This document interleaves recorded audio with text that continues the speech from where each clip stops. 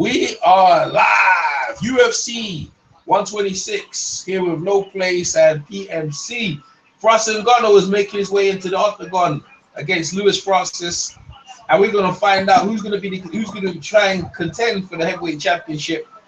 I'm not too sure if No Place and PMC are gonna contribute because they don't really watch like UFC. We're all boxing guys here, but I'm gonna do my best. These two don't like each other. They needed a fight in the press conference in the weigh-in. So they got like some real dislikes. Other than that, man, all right, they got the 10 in the tape. They're both, one's 31, Ngannou's 31, Lewis is 33. There's not much in it actually. Oh, there's a reach. Ngannou's got a 83 reach and Lewis is 79. So we are ready to go, man. Waiting for my Bruce Buffer to introduce them. In the meantime, boy, they're watching some boxing fight earlier on. Bruce Buffer's introduced him. The co-main event of the evening, boy. That's pay-per-view as well. Man, this should be good. Oh, this man got a red diaper on. Man, I don't know. You guys should be turning over in this UFC, I'm telling you, man. The link's in the chat. I'm gonna watch that. I put the thing in the chat. I put the big three in the chat. The whole of the thing. Big three was nice, man. The summer leagues. Oh, that was a good. Tony Parker's been traded. Yeah, this one is the Lakers. It's the Lakers and Yeah, I don't know who else, but Lonzo. I don't know why the fuck they don't got Lonzo playing in summer league. You need to be in the summer league. Nah. He don't need to be summer league. He's injured. He's coming for injury. Yeah, Who did the Lakers draft? The draft? I can't remember. Yeah. I remember. I did draft some cats. I don't know. I wasn't really paying interest in the Lakers, you know. To be fair, I don't know. They gave their picks away to Cleveland. It's a Cleveland drafted instead. Why would they do that? Because they traded Larry Nance and some draft picks. Fucking stupid. That's fucking stupid. But who could they didn't? Yeah, you're right. Yeah, they hated the Thomas. Now they need them picks. Yeah, well they got LeBron, so it don't matter. They got Josh Hart. They got LeBron James, man. Yeah, they still need them player. I really have a first round pick. Nah, it ain't no good. It ain't no good people in this game. I don't know if I'm gonna watch it. I have to introduce them, and we are live. Ngannou. They got Joel Berry. They got Joel Berry on the Lakers. I don't know who that is.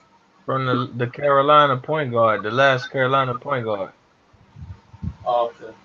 I know that Tony Parker's gone to play Michael Jordan's team down in the Bobcats. So.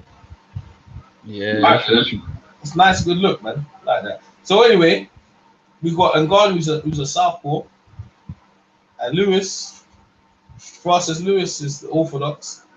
He's a bit heavy set, man. And so it's American versus Nigeria, I think.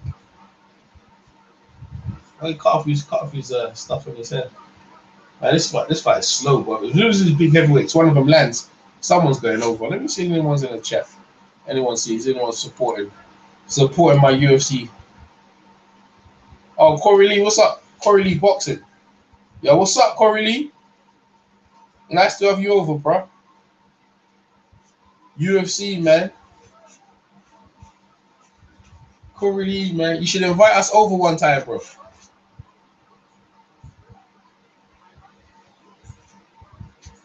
This is the only one up in the chat right now. Like it's early. I ain't shared this around. I don't think I shared this around actually.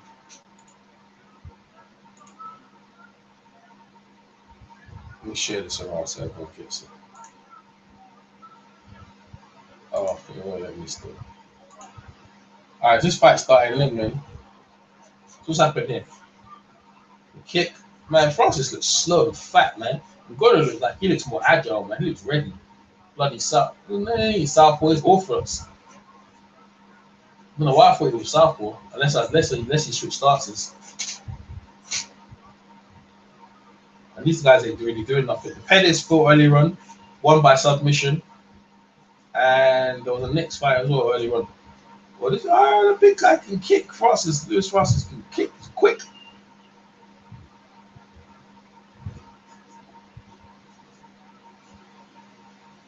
I realized he was that quick.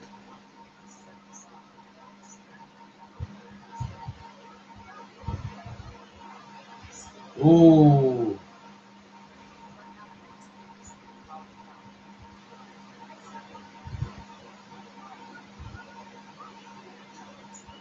I didn't realize he was that quick.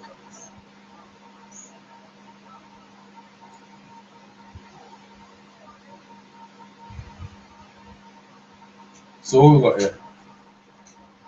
They really do nothing really much. Just posterizing, man. Just a couple of kicks and nothing.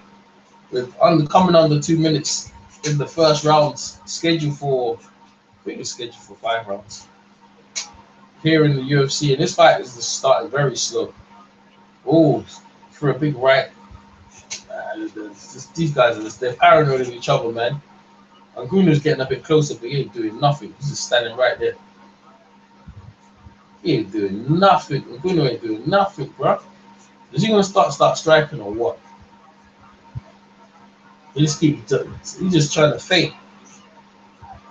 There you go.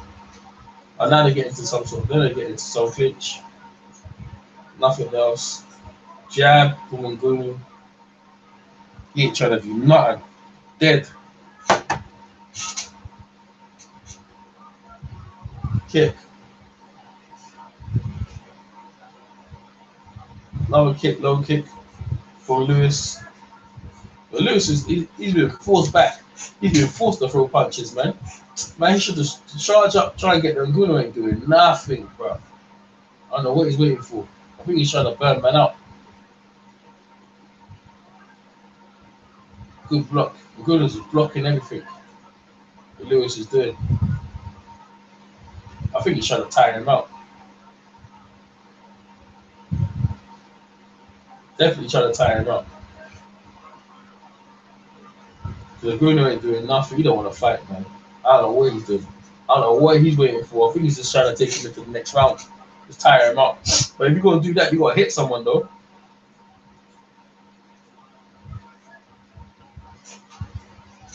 And this is the pace they're doing is very slow, man. Rounds up, man. Ngunu ain't doing nothing. I think it's all on Ngunu to do something, man. And this fan's making me breathe funny, man. Wait, over here in UK. That's it. That's round 1 in the books. And they ain't do shit. They ain't do shit, so I think everyone's left to hang up, man. Let me see who's left to hang up. Yeah. Oh, okay. PMC's still here. So it was a slow place that's left.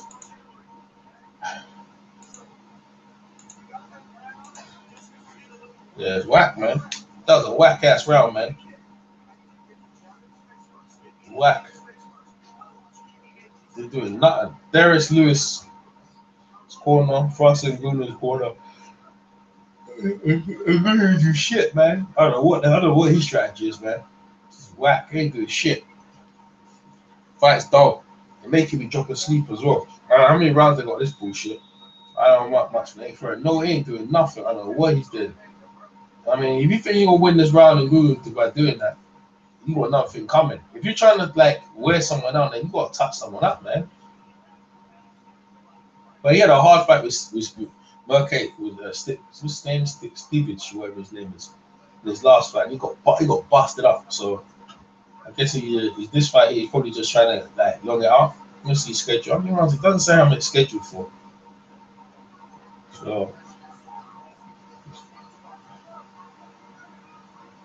So again, back in the same thing again. Just looking at each other. There, man. These two ain't doing nothing. Man, I don't know, the crowd's gonna do some boos or something. And it's mostly Ngunu though, because like at least Lewis is trying to throw some kicks and punches. I don't think he's trying to poke his fingers. Like, at least he's doing something. Ngunu ain't doing shit, man. To be fair, he's a knockout artist. He's very heavy-handed, but like I don't know if his fingers clipped his balls. When Stipage beat him up, man, he might have clipped his balls because he ain't doing nothing. Boring, man. I don't know if the crowd are gonna let them have it. Out of all the fights I've seen tonight, this one's the worst, man. Just thinking overthinking things too much. And I guess you need to though with the heavyweight, because all it's gonna take is one punch and the fight's over though, to be fair. I have to give him more credit. I think both of them understand that. And Kunis is getting forward, he ain't gonna do that. He's just gonna jump back again. Just standing right in front of him, not doing nothing, with his hands up, he's just gonna jump back again. Yeah, just staring at him, doing nothing. Terrible, man. Absolutely boring. Not doing anything. This is going on. This is just going on for ages. I don't know what strategy that and then both of them have been exciting fighters as well. All right, go one punch. That's it. Try to grab him. At least do something. See, Lewis is winning the fight. That's because he's doing something. Lewis should have any sense that Ngannou don't want to fight, man. He should just roll up on him and just push him back. Doesn't want to fight.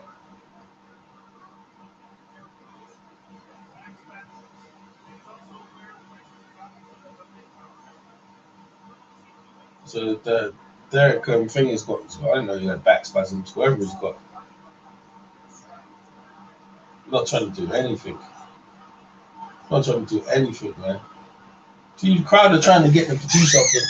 More Ngannou than doing nothing. He just decided to not. He decided to be very negative. I don't know what he wants to be a cow puncher for some reason. That is boring, man.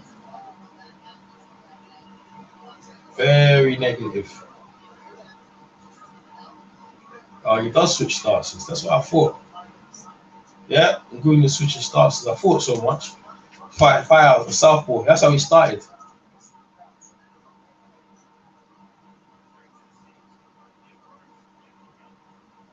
So now he's going back to orthodox. Good gosh. I wish I had carried on talking to the guys, man.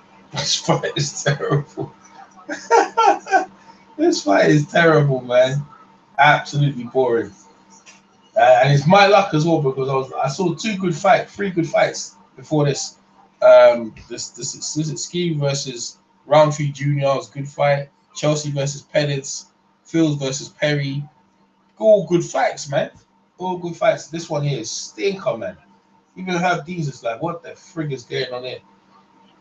And it's not Lewis. It's Ngannou. Don't want to just. I don't know what he's on.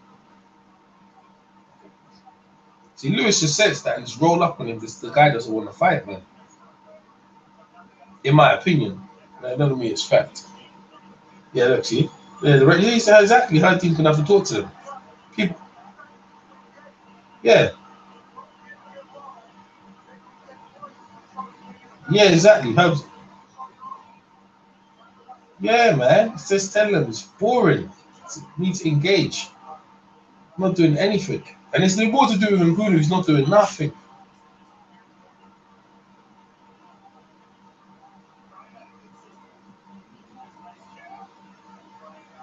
Ngannou ain't doing nothing. He's more him, he ain't doing nothing. He's just moving around. Good. That was a good kick by Lewis, man. Good kick. Oh, Ngannou gave him a good jab to his face. That's the first punch he's landed. And he's just busted up man's mouth. Busted up Francis' mouth. Lewis. Couldn't give him a nice jab and he just lipped it. Lewis just lipped it, he didn't like it. And he switched his stances again. Ngannou just made the decision to stick the place out, man. Just made the decision to stick the fight out. That's all I can say. He ain't doing nothing. He's just losing rounds, man. If this is a free round, I hope it is, yeah. I hope this is a free round because Ngannou is terrible. Yo, EJ. Yeah.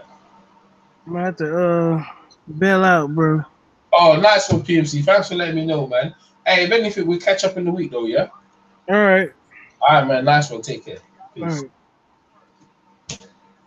So, this one is terrible. Oh, please let this be the last round. I think it is the last round. Had to be. That was PMC leaving the hangout. Them guys, they left at the right time. This one here is terrible. It was a big heavyweight co-main event, and the two of them ain't doing nothing. And the coach, I know what the fuck the coach is on. He's losing the fight. Yes, the last round. Thank gosh. Terrible, man. Like, I don't know what the Laguna is on. Is he broken hands? Like, what is he doing? The coaches, he's lost both rounds. He ain't done shit. Just bring on the main event already, man. Like, the early fights were good, all of them. I wish I'd have covered them because they were much better than this one here, man. You even heard Dini say he don't want to take no points. Just trying to get them to engage, man. He's back on it again. He doesn't want to fight, man. Derek Francis Lewis is winning this by default, man. Doesn't want to fight. Laguna doesn't want to fight at all. Look at that. He doesn't want to fight. I don't know what he's done. Because he get knocked out, whatever's happened, he's just lost his balls, man. Scary decision. I don't get a freaking know. Let me get another picture up. I'll get the main event picture up, man, because this is terrible. Whack ass fight. Very boring. Very, very boring. No one's got no time for no boring fights, man. Here we go. Where's the main event? DOC. I swear I had a picture of you. Make sure it's this. No, not that. Nah, man. There's no point. And I can see what's going on here. It's the pattern is terrible. It's just don't want to fight. No exciting. You can't come into an octagon and just do nothing for the whole fight and expect to win the fight. I don't know what. Just came with. Look, is he scared?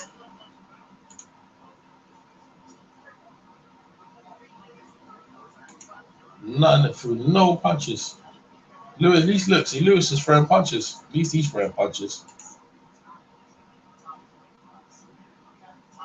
Just not doing anything at all. And the night was good. Some good fights as well.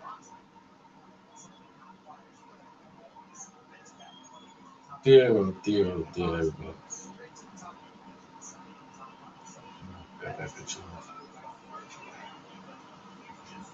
Absolutely terrible, man. Terrible. Just silly. Man, no one's got time for what's no bullshit like that. Hope Steve Shea versus Thing is going to be a better fight. That's what I hope for. That's all you hope for as a player. This one here is terrible. And none of these guys just. Well, Lewis deserves to get a title shot, but the other guy, no, don't deserve to get a title shot, in my opinion, man. Hell no, he doesn't. Fight's over, man. Good God, the most boring. And Dana's probably going to let him have it in the press conference as well. I don't know where these guys, the whole world's watching, and you're stinking the place up. Terrible.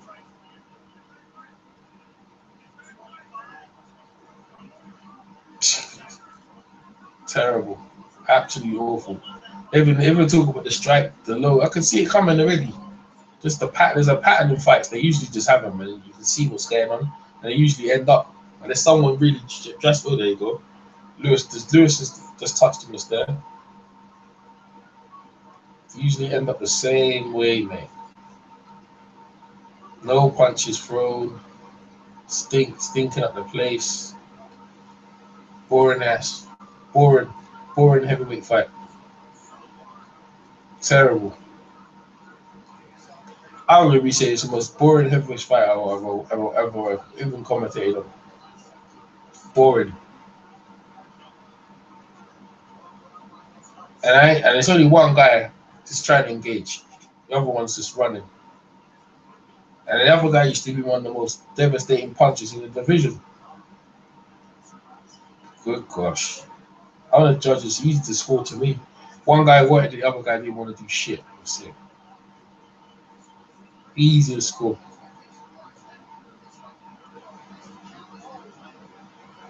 Nothing there. 50, under a minute left. Yeah, under a minute left, man. And they ain't doing shit.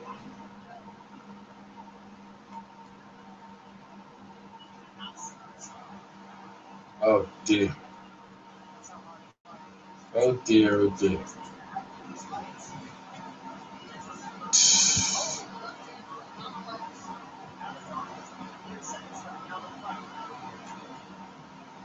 They ain't gonna do. They ain't gonna do nothing. Lewis. There you go. Lewis is the one who won the fight, man. At least he came to fight. Gonna look at him. Gonna don't want to fight. Look what he's on. Came to run. Someone clipped his balls, mate. Yeah, Ricardo booing as well. Yeah, rightly so, man.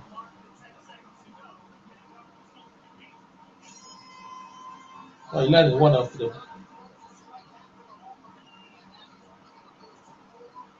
crowd of booing, man. It's rightly so, mate. Yeah, the worst heavyweight fight I've ever seen as well in the UFC. One of the worst I've ever seen. Bored, man. Fuck, that was fucking terrible. Well, one guy's happy. Look at him. He thought he won. You put your hands down, man. And Lewis, look, I'm telling you, Lewis won. I don't know where he's putting his hands up for. I don't know what trainer told him to fight like that and think you're gonna win any fight. Stinking up the place, man.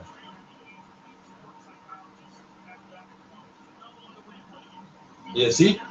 The trainer.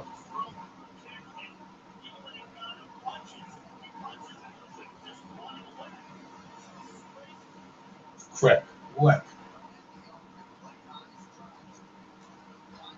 You know who won that fight there, man. It's one guy who won that fight. It's terrible.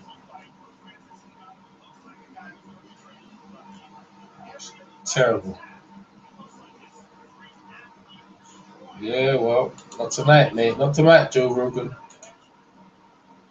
Them days are gone, bro. Just like it's terrible.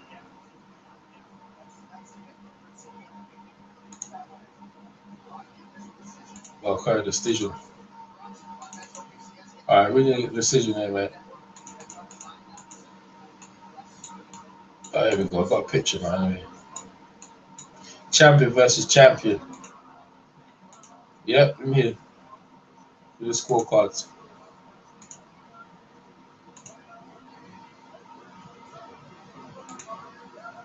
That's my jerk. Yeah, Derek. Yeah, yeah, he won, of course. Absolutely won, mate. Good gosh. Good gosh. Yeah, I told you, Derek. Yeah, I knew he would. The guy, balls got clipped. Steve killed him after Steve came busted him up. That's what is it? That's what I reckon it was, man. Lost his balls. Fight was terrible. God gosh, that fight was awful, man. Dear, oh dear. Hard and it's just hard because oh gosh. And the thing about stylistically, you thought that was going to be a good fight. Someone going to get knocked out, but it's terrible. I think it was more to do with Ngannou, who just didn't want to engage. That's what I feel. They got the right guy who won the fight. One guy wanted, the other guy didn't want to fight. Whoever reason, his hands are injured or whatever the fuck it is, man. If it is like you're injured, like you still can put someone on the ground. Like there's other ways of winning a fight that you don't have to like look boring. You know what I'm saying? Like just standing up and not doing nothing. The submission game, wrestling. That's why UFC is the only fight. Like you got all these other ways of trying to make a fight good. And this guy didn't even try to. Like, I blame him on Ngannou for that fight, innit? For that fight. For that stinker.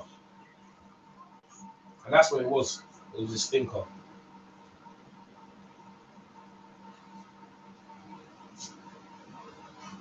Stinker fight, mate. UFC, I'm sure they don't. I'm sure that's not something they want to promote, mate. Let's get to the main event.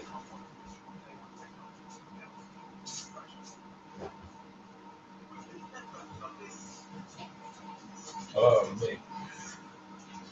It's been a long time.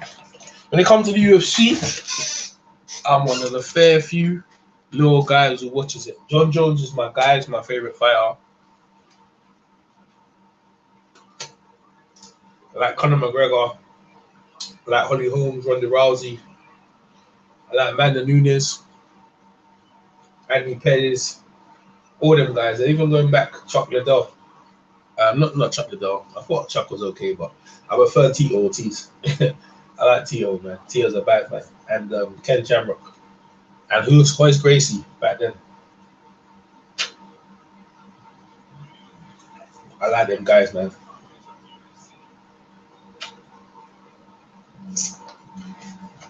Frank Shamrock. Got to the main event anyway, finally. None of my guys want to stick around. Oh, Brock Lesnar's in the house.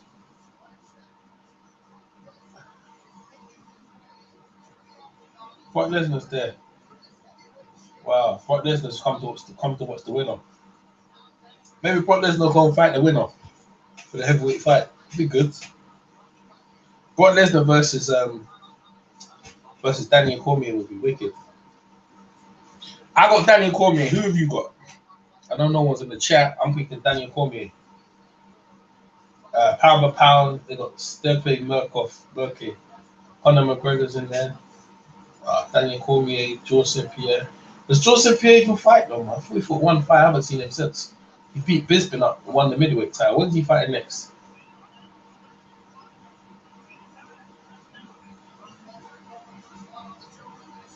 Yeah.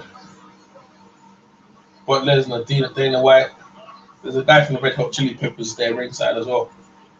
Brock Lesnar's old though.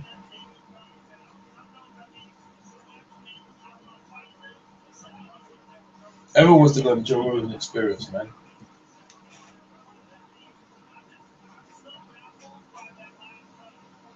But last fight was terrible.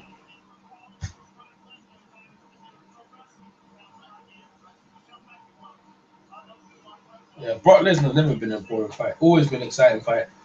So this is what happened. Brock Lesnar's come back. He left the WWE and he's come back to UFC with Dana. He's the biggest draw. He's one of the biggest draws in the UFC. Like, to be fair, I think it was UFC 100 where Brock Lesnar broke in. Pay-per-view, man. He draws, man. Bringing that wrestling and the UFC crowd over. Who's that? I'm just bringing talk about Daniel Cormier. Cormier's won everything. To me, he's too generous to be a fought. You keep talking about Cain Velasquez is better than him.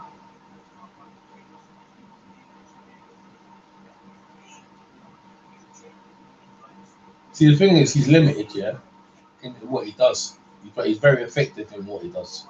Daniel Cormier, right? He's a great personality and everything like that. But when you got someone versatile like John Jones, it's a complete different ball game. That is. See, the thing about Crawford, I don't know about him. He's versatile as well. He's good at a lot of things. Daniel Cormier is good at a lot of things. If he grabs you, you're fucked. Steve Flay he's good at a lot of things. So we'll see from Cleveland. Boxing. We'll see what happens, man.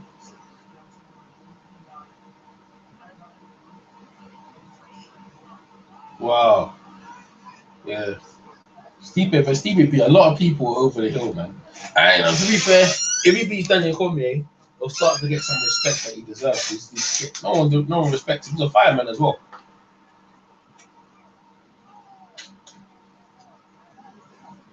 Resume is not that tightest. But if he beats Daniel Cormier, he's got Alex Overeem, he's got Rashida Badoon, he's got Ngannou over here. He came back. Yeah. We'll see, man.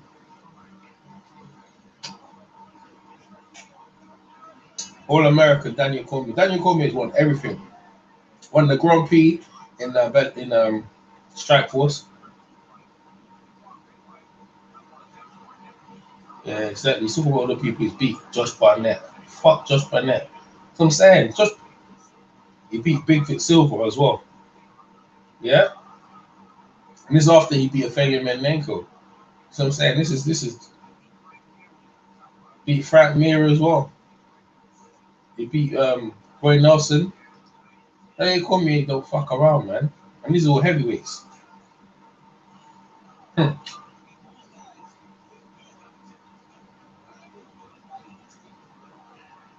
Thing is, yeah, and the thing is, he's really good that he went down to light heavyweight. Thought it'd be easier. But the only reason he went light heavyweight is because of Cain Velasquez.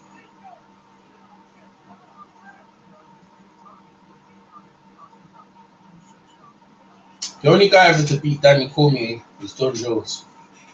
And to be fair, Murphy Kokich, he looks like he's built for Cormier, man. Cormier is short, squat. Well, he's not short and squat, but he's definitely shorter than TK. We'll see. We'll see. Who knows that Cormier? I'll be impressed, man. I'm going with Cormier, man. I'm going to go with the brother, man, but we'll see. The main event's coming up now, man. What music are going to come to bring to the octagon? Oh, God, that last fight was terrible. Proper awful.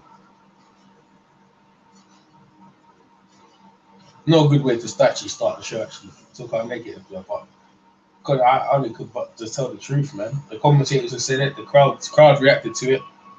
Here he comes. Making his way to the octagon.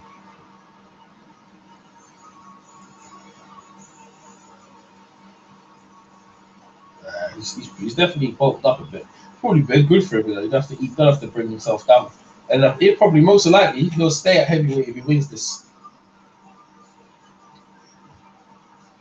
Yeah, he's making his way down.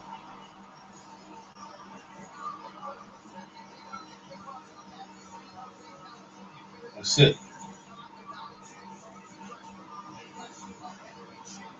His credentials is high, man. He's got credentials up, man.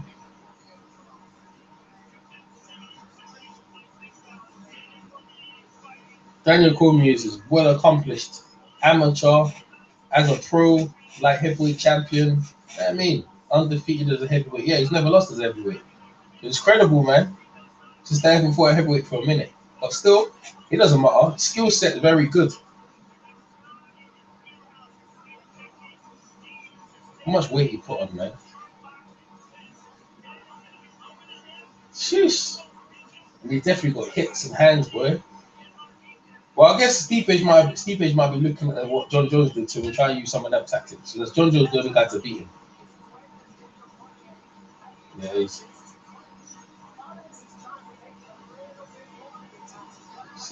cream him up.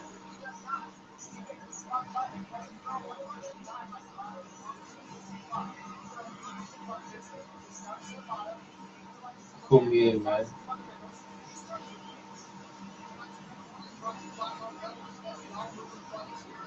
Yes.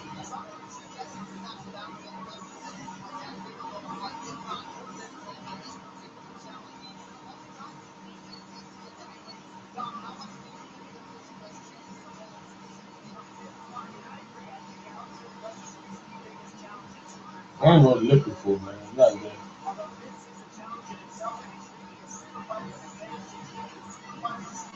He's ready to go, man.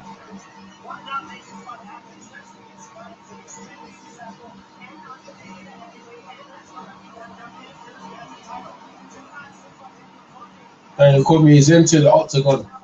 And that's it, man. Let's wait for Stipe. Marco Stipe. See what music he's going to come with. Let's see. This is a big fight, man. I mean, look, and UFC's took a knock to Conor McGregor, their biggest star's gone down, but this is the sort of thing they need here to build themselves back up. Brock Lesnar's there waiting to fight the winner. So we'll see. We'll see. It looks like Brock Lesnar wants to fight the winner. We'll have to find out.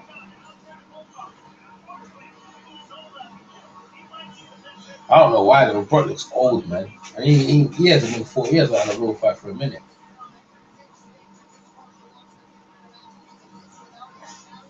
All the thing about boxing UFC is like you can pick. Daniel Cormier agreed to this fight, so he must have saw something he can win. I can see why he thinks he can win, but I don't know. I don't know if he's got this conditioning to win. You know what I mean? Conditioning. This Steve guy is his conditioning is very good. So we'll find out. Like Cormier might get on top of him and have a success, but if he can't finish him, he'll get tired. Bruce Buffer has entered the octagon. Here comes Stipe. He's coming in right now.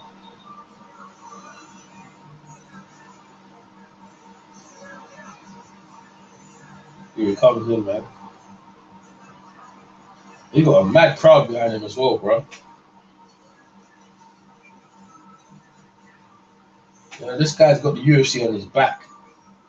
The one they're pushing to be the next star, crossover star, talking shit about fighting Andy Joshua. Sheesh. Nah, Andy Joshua said, yeah, he was on it. To be fair, I don't think it will last that long. That's my opinion, bro. This guy would just get blown up, but a lot of people would want to see it, though.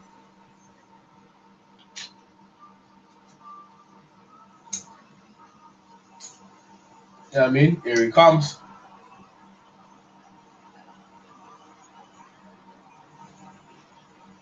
Yeah, so he's just taking his time. He's from America. I bet his name is got that Crokish name. His European background, but he's flying out of America, so. Stipe Miocic. Whatever his name, Miocic.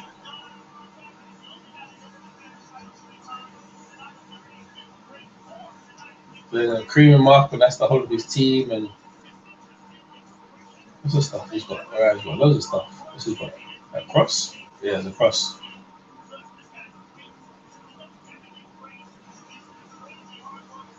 Yeah. Right, he's a firefighter still. Okay. Out of Cleveland as well. I see him take a picture with LeBron James. Yeah, I'm sure people want him to win, man, but Daniel Cormier ain't no bum, man. This is legit. Daniel Cormier is giving up so much, bro. Like, even though he hasn't been heavyweight for a long while, he's definitely the light heavyweight champion. So, boy, but this is all in Stipe's favor. It's all his favor, man. Thing is, he ain't never fought no one like Cormier. So we'll find out.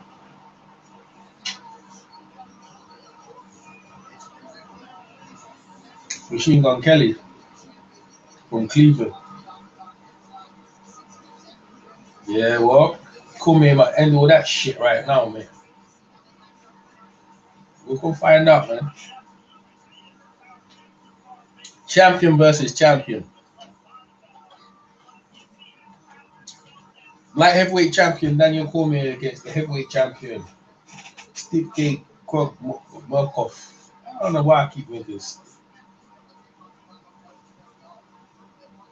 What's the height? Ooh, Daniel Cormier is 5'11". This guy's 6'4", man. Reach is giving away 7 inches reach. Daniel Cormier.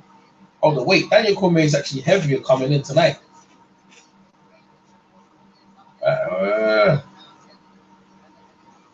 Wait, it's actually coming heavier. Would that make a difference? I don't know. Daniel loves his food. Here we go. It's the main event of the evening. This is pay-per-view over in America as well. Where you guys at in the chat, man? Guys ain't telling me nothing. I know guys are watching, but you guys ain't telling me who you think's gonna win.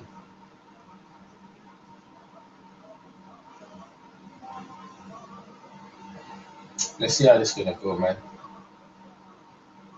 This is a test, man. Waiting for this fight for a minute. Cormier become the legend out here, bro. Hall of Famer already, like this. He beats Stipe. I'm sure John Jones will think about coming back as well to take the belt of him at heavyweight. People would want to see it as well. Or Brock Lesnar versus John Jones at heavyweight. That's the one people want to see as well. I want to see that, John Jones. Here we go. Bruce Buffer. Mike Buffer. Nah, what was that? Bruce Buffer.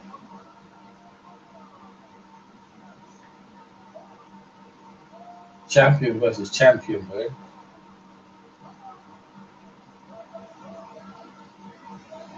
Yeah, Daniel's mean, boy. Long time since he's been a heavyweight. I wonder if he can still operate. He's old as well. They put him in there to get rolled over, I think, man. 5 rounds for the undisputed heavyweight championship of the world.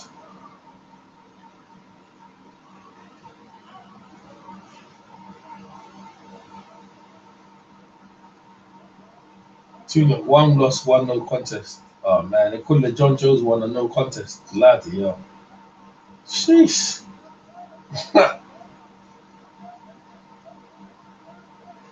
This Grand Prix champion, the forwards champion, Grand Prix champion, the reigning light heavy, undefeated, undefeated,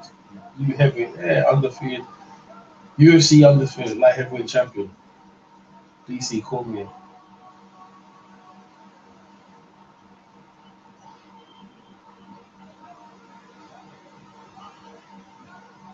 Daniel Cormier's over there pacing up, boy, working himself up. It's Indiana, Ohio, Indianapolis, Cleveland, boy.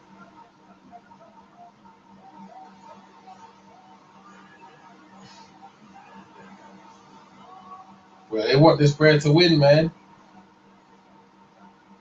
You see what's going on? Stipe Kukovic. We'll find out. Oh, they shake hands. Ooh, height difference is crazy.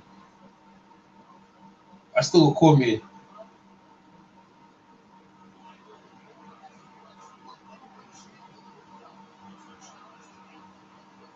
Oh, well, it's a lot of weight. Cormier done it already, though. Let me see what's going on. Stephen, he better know what Cormier can punch a bit, bro. And he's got some wicked wrestling. Let me see what's going on. See if we can land one on Cormier, we see what happens. And touch gloves again. Here we go. Let's see how it's gonna go. I guess Stevens wants to use some kicks, man. Keep Cormier away.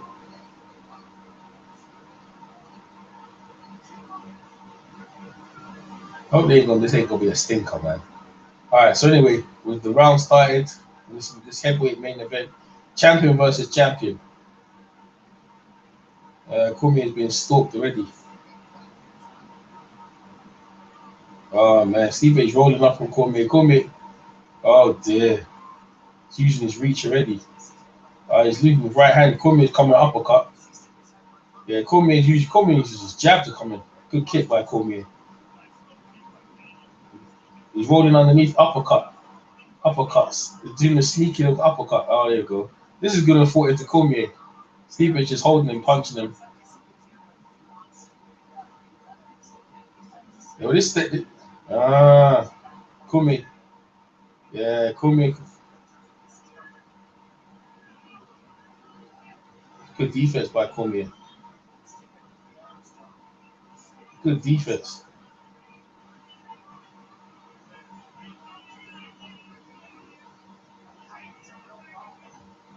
Yeah, with the weight. See, the thing is, he's giving up height, but there's the shoulder tackle. But Cormier, is you bleeding already?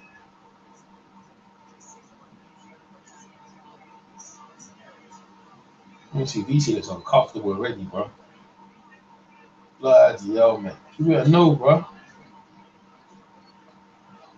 Steve, they're cheering for Steve Age. Flipping, no. Fuck that. Cormier, let's go, DC.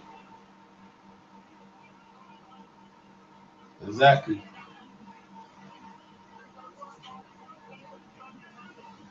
Come on, man. This is what Stevie wants to do, is a lean on him. Just try to wear him out. Eat a knee. That Cormier a knee. Cormier. Oh, good jab. Good right hand by Cormier. Well, the size difference is crazy, bro. Stevens is a big target, though, man. Cormier, good defense, though, got Cormier moving his head. Good jab. Good defense. Cormier, good defense. It's actually pretty good. Pretty good game plan.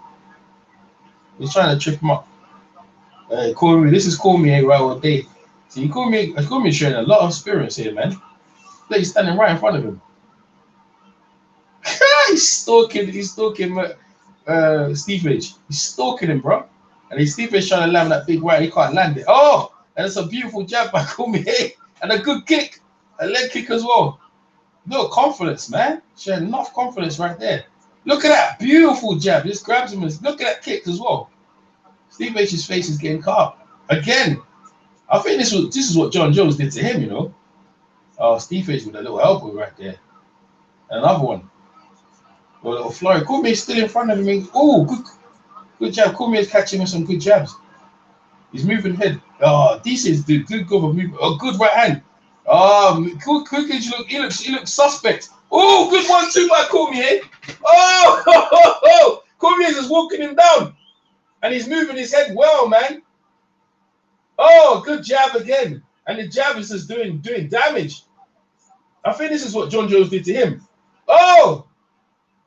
And he's beating him up. Oh, what the frig? As a poke in the eye? I don't think it's a poke in the eye. Oh, he was beating him up, man. That was a good point as well. That was a good point. Cormier was just flowing. Cormier was just flowing, man. Let me see, it was a poke in there. Was it a poke? Yeah, it was a poke. Yeah, it was.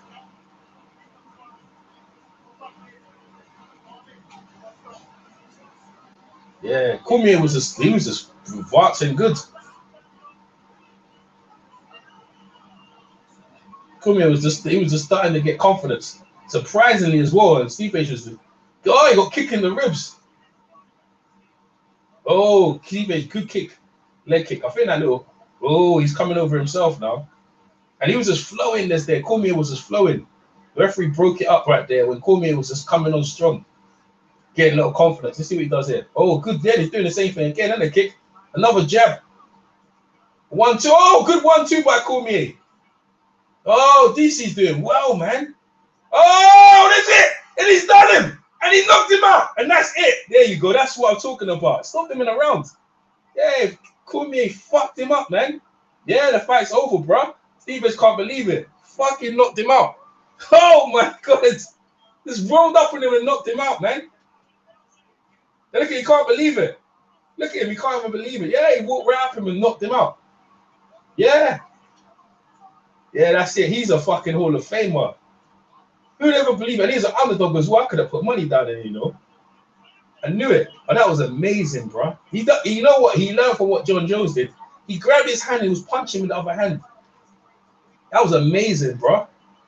That was amazing. He's amazing, bro. Like, he's amazing. And then to make John Jones look even better. Who's that? Is that his wife? That's his little guy. This guy. Oh, mate. That was amazing. And he was just giving him all kinds of... Because Stevens could land that right hand. Look at that. Right hand. Oh, up close as well. And he just busted. Look at that. Decked him. Right up close. He called me very good. This shows you. Look at this, bro. He's very dangerous. Look at this. Look at that right hand. Knuckles right there. Yeah. Dropped him. Couldn't do nothing. Look at that. Oh, my gosh. I was worried about the pounding. Look at that. DC fucked him up, man. Oh, man. All that other stuff had nothing to do with nothing. Steve H got fucked up, man. I'm sure he might probably want a rematch, you know. Cormier will blast him up again, man. Look at that. He's just... You know what surprised me is the way he walked him down. Look at that. Oh, my days. He fucked him up, bruh. Oh, Cormier is the man. John Jones will probably want to come out a rematch to challenge the heavyweight, and now he's the heavyweight champion. He's the first guy to probably do it from light heavyweight. From light heavyweight, now heavyweight. Everyone's a shock. That was amazing. That was amazing. What, for me, he was making him miss Steve H's right hand. He was slipping his right hand. Underneath his right hand. That's what was killing, because Steve H has got a hard right hand. Well, it's light heavyweight and heavyweight champion, boy. This guy's amazing, man. That's amazing. That knockout was amazing, bro. Imagine that. And they were building up this guy. They were building up this Steve H guy, but this guy's the truth, man. In amateur world, Daniel Cormier is the man, bro. Now listen, I like John Jones, but bro, my second guy is him. It's Daniel Cormier. For real, man. All the Steve H people, they're all upset. Who they calling him? Is he calling Brock Lesnar? Yeah, he calling Brock Lesnar. Bring Brock Lesnar don't want to fight him, man. Brock Lesnar do not want to fight Daniel Cormier. Don't want to fight Daniel Cormier. No way, man. Daniel Cormier could probably go to WWE and do well. He definitely would not want to fight him, bro. Nah, Steve H don't want no rematch. He's not. Maybe. I'll see what happens when we get to the press conference. They were on shock. It's not big C height and all that is all well with his skill set. You know what I mean? His skill set is much higher. It is. Yeah, ladies and gentlemen.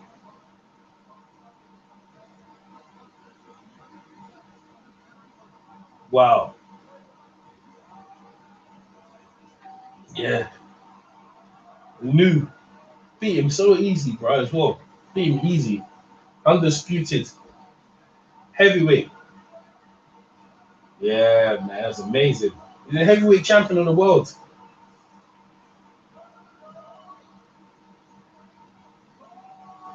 Yeah, heavyweight champion of the world, man. Light heavyweight champion of the world. He's wearing the old UFC bloody t-shirt as well. He's hugging Joe Rogan. Let me hear what he has to say. Let me turn that up still. Knocked him out wicked. I was a heavyweight for a long time, and I loved the division. I never knew what I could become, but tonight I got the answer. Yeah. I'm a two-division champion, baby! You are, man. And the way you want it. Let's take a look at it, DC. Beautiful. Now the jabs. The jabs. You connected with this picture-perfect right hand, and you saw him go left. Boom. In the study, we noticed that Stipe backed out in the clinch with his hands a little bit low. And I was able to throw this right hand. Hey, I went in a little heavy yesterday. And because I was knocking out all of my training partners, now I got to do it in the octagon. This guy. DC, this brings you to a very elite class of human beings, one of the rare people to win titles in 2 different weight classes, and one of only 2 to hold 2 weight classes simultaneously. He's amazing. Joe, I am 39 years old. And I've been second a lot of times. But today, I finally accomplished everything. Yeah. From crying in this very same octagon last year, almost a year to the day, to becoming a UFC heavyweight champion. Joe, it is the most amazing thing I've ever experienced. Now, Joe, let me get this microphone for a second. He'll talk some shit. Listen to DC. Listen to DC. There's a guy that I've known for a long time. He's a wrestler. He's an All-American. Yeah. He's a former UFC champion. There we go. I never thought I would fight him. But Brock Lesnar, get your ass in here. Yeah. This is a whack.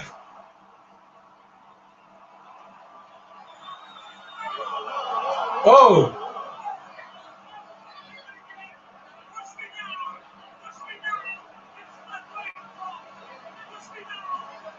Yeah, you're strong, but everybody's strong. Push me now, you go to sleep later.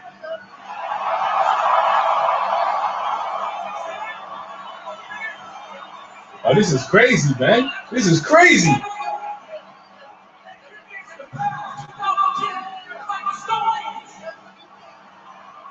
All right, push the new champ.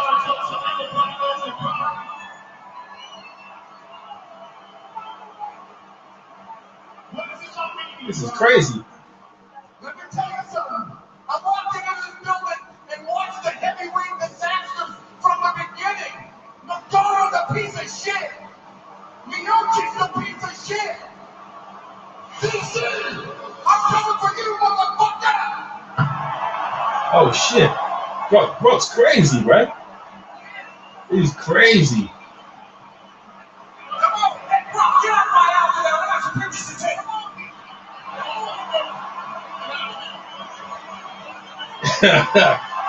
DC, yeah, he's a 2-weight champion. Brock's crazy, bro.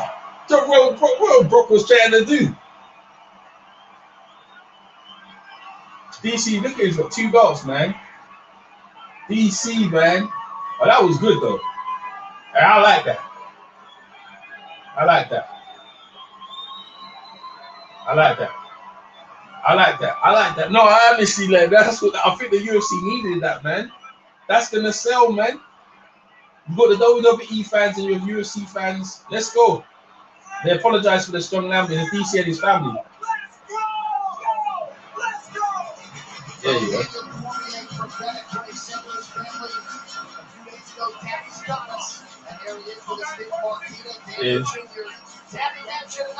Yeah, DC's so mature, man. He knows how to wind up. Wow.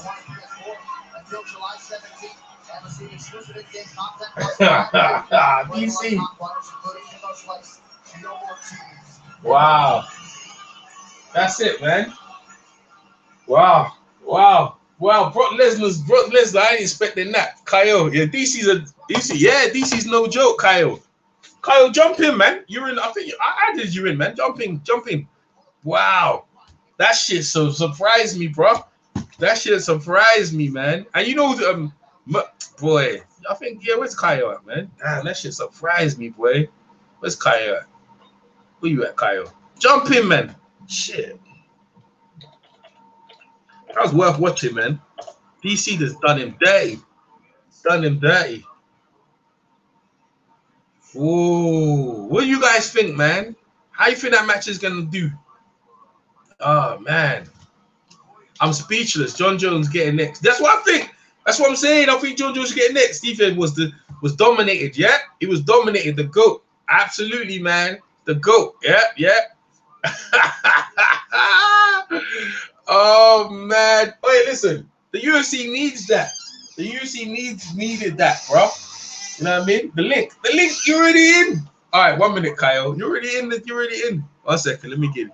Bro, keep the comments coming, bro. Like, I picked DC, right? Because this is resume and who the guys he's been facing. But listen, I didn't think him to do that. I didn't expect that happen. They busted him up, man. There you go. Well, you want me to put the link in the chat, Kyle? I said, fuck John Jones. He never clean. Man, John Jones was clean. What are you talking about? Fuck John Jones, man. Hey, Kyle, you got the link? I put it in the chat. It was never clean when he fought. Man, that's bullshit, man. Nah, man. John Jones is the GOAT, man. John Jones is the GOAT. It's just some bullshit. No matter who won. They're always going to fuck with John Jones, man. The UFC needs John Jones, but they've got to start now. This guy's a 2-time champion, like. What he's achieved is amazing, bro. That guy was destroying everyone, like. It's good, man. Brock Lesnar go against Daniel Cormier will eat him alive, man. As soon as he grabs hold of him, he'll punch him up, like. John Jones versus Daniel Cormier 3. That's what we want to see. What happened, EJ? What happened? Man, Daniel Cormier knocked him out, man. And then Brock Lesnar came into the octagon and pushed him, man. And then he got into a fight, bro. I told you. This shit is bouncing all over Twitter. The knockout was crazy, bro. Knockout was crazy, like he just. What round he knocked him out in? He knocked him out in the first round. I knew that dude was from Ohio and big and come fight for some reason. He got fucked up, like, and then what? Like, he the heavyweight champion and the light heavyweight champion. Yeah. That's what I told you, man. Kyle. When John Jones get to come back? Oh man, Kyle, man, where you at, man? All right, I'll put into another chat, Kyle. When John Jones get to come back? When John Jones, I don't know, man. See, this is what I want. John Jones needs to be fighting him. Yeah, he gonna try to win both belts from Cormier in the third fight. So Brock Lesnar wanna be is Brock Lesnar ranked? Brock Lesnar, nah, he ain't ranked, but he'll get a title shot. I think like he needs to go straight away. Like he over there came there. Listen, Brock Lesnar's gonna get canned, bro. You ain't beating Daniel. I see Daniel Cormier in shot. 1 minute, Brock Lesnar beat the shit out of Cormier, bro. Listen, bro. Listen. Shit's crazy. Did they throw punches or they was just pushing? Yeah, man. Cormier was just he was slipping. Like it was slipping his punches, slipping his right hand. Kept slipping. And then he just caught him, bro, like, and just busted him up, bro. No, I'm talking about Brock Lesnar. Did Brock Lesnar throw punches? He tried to push Cormier, try to embarrass him, innit? Try to throw him down. It was fake. It was fake. That's what I said. I thought it looked like a work. Yeah. That's what somebody told me. I'm trying to find the part where he knocked him out on Twitter, just a highlight. Bad, but yeah, it's on Twitter, man. Shit's bad. Yeah, he just dominated him, bro. just dominated him. It was easy like a baby. Kyle, one of them links you should be able to find, man. You check your thing. The guy ain't no fighter like that. He got a few defenses of the title though, don't he? Yeah, they were building him up like the next guy, bro. Cormier is old and everything, man. They were building him up like the next. He like 40. He like 40. Yeah. He old. He old cat. I remember that. Cormier fucked him up, man. Where's the Kyle at? 1 minute. Let me get Kyle over it. Oh yeah, he pushed him. He almost knocked his ass down with that push. Okay, you know what I'll do? I'll add it on Facebook. I'll give you on Facebook, Kyle. I'll give you on Facebook. 1 minute. So I should have gave you that in the first place. Bro, listen, he fucked him up. Fucked him up, bro. What did Daniel come? You pushed me down, you what? You pushed me down, you what? Yeah, because he pushed him. Brock Lesnar came in the ring and pushed him, bro. He said, if you push me down, you go to sleep next. Yeah, that's what he said. Yeah. Ah, man, it's fake. They trying to make to me, it looked like a work as well. It looked like a work. But it doesn't matter. It didn't matter. The UFC need it because they ain't got no stars like. They ain't got no stars. I think Cormier can't win that fight, man. He's too small, man. Nah, man. Nah, bro. Nothing to do with small. See, you lot get caught up with that. It's the skill set. He'll beat Brock Lesnar, man. He'll beat Brock Lesnar. Like the John Jones 3. That's the one everyone wants to see. You know what I mean? Right. Brock Lesnar almost pushed him out his clothes. Yeah, Kyle, check your Facebook, man. Inbox. All right, send it to you just there. Look, man, he watched the fight. Kyle watched the fight. Yeah, of course he, because Thing is from Cleveland, isn't it? From Cleveland, bro. Like, fuck John Jones. Chat. Who is from Cleveland? Is Daniel from Cleveland? Cormier. Boston. I reckon they fucked up John Jones. They fucked John Jones over on purpose, man. Who is from Cleveland? Who are you saying from Cleveland? That Stephens guy. He's from Ohio. Yeah, he's from Ohio. He got fucked up. I mean, I can't win, man. I can't see the replay. He's from here. Yeah, he's from Cleveland. Yeah, what, Kyle? He's from there, right? Yeah, he's from here, man. I met him. I see him take a picture with LeBron James. Yeah, no, he a real cool dude, man. He active in the community too, bro. He move around and give out stuff and he's a fireman, right? He's a fireman. You said what? He's a fireman. Yeah. Looking real good shape. He looking real good shape. He just got fucked up. Cormier, who you pick, Kyle? Who you pick, Kyle? People don't realize how good Daniel Cormier is. They think those losses to John Jones kind of like somehow diminished how good he is as a fighter. And I mean, John Jones is a once in a generation type fighter. So it's like losing to Floyd Mayweather in boxing. Like you're not gonna lose points because you lost to Floyd. The same with now you can say that John Jones was taking steroids or whatever the case. But he's 40, bro. He's 40. Dude, I mean, Steve A's a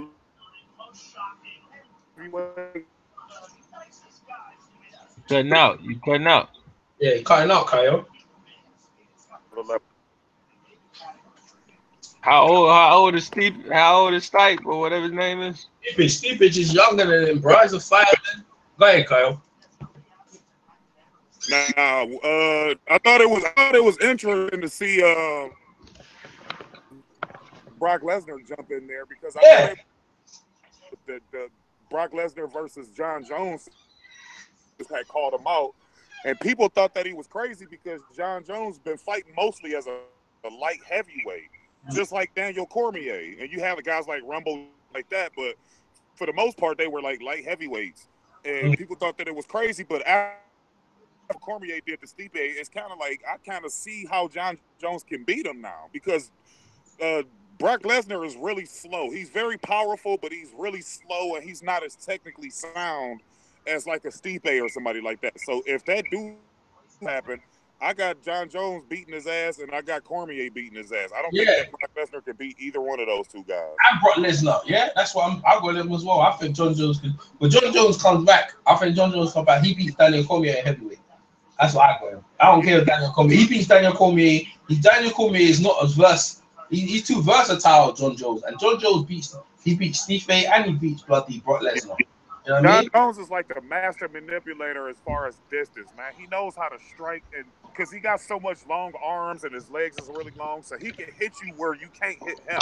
Yeah. So it's kind of hard to beat the guy. And I just think that he has Daniel Cormier's number. Like, I don't think if they fought 100 times, Daniel Cormier will lose 100 times. It's just certain guys just got your number, man. It's not that Daniel Cormier is trash. It's just that the guys John Jones is just on a whole nother level. Like, to me, he's right up there with Silva and all of those guys. Like, to me, even though he got caught using steroids a couple of times, cocaine and all that type of stuff. You say he up there with who? With who? I got him up there with Anderson Silva and those guys. Oh. Like, he has to be up there. Anderson Silva, the guy that McGregor ended up knocking out, the little guy. What's his name from Brazil? Might be better than both of them. He might be better than both of them. Oh, you talking about Demetrius Johnson? I mean, no, and I'm saying he might be better than both of them that you're saying he up there with. Yeah, he might be. You're right. He might be better than those. I think he is. Like, he should be rated higher than both. Yeah. Yo, man, that shit was crazy, man. I was watching this shit. This shit Dude from down here, Cormier from down here, like I think he's from Lafayette. He down south. He's south, dude. Yeah. I'm really impressed with the dude, man. I didn't think that he would beat Stipe because I thought Stipe his size would be too much. Even though Cormier is a big dude, but you see, the size would be too much. I saw him in Strikeforce beat people bigger than him. I seen him in Strikeforce beat people bigger than him, so I knew he could do it, bro. Like, he just a beast, bro. He won the Grand Prix tournament, yeah. Beat the guys he beat in that tournament. I looked at him as well, and it's like, bro, this fat dude, what you gonna do? And he was just annihilating everyone. You know what I mean? So now it's like, bro, like, I don't know what's going on with Cain Velasquez. Velasquez seems like got some illness, so he ain't coming back. But bro, I know what Cormier is just one of them guys. And the thing is, yeah, when you watched the fight, it was very good. He made Stipe miss a lot, and Stipe must have thought he believed into that myth that no one could hurt him. Like, Cormier was parrying, he was jabbing him in his face, and he learned that from John Jones. Remember John Jones did that. What's up, Daniel? Daniel joined us. What's going on, guys? Going on? Damn, y'all done got a whole UFC hangout popping and shit. I told you, man. Yo, what's up, Daniel? You see the fight, right?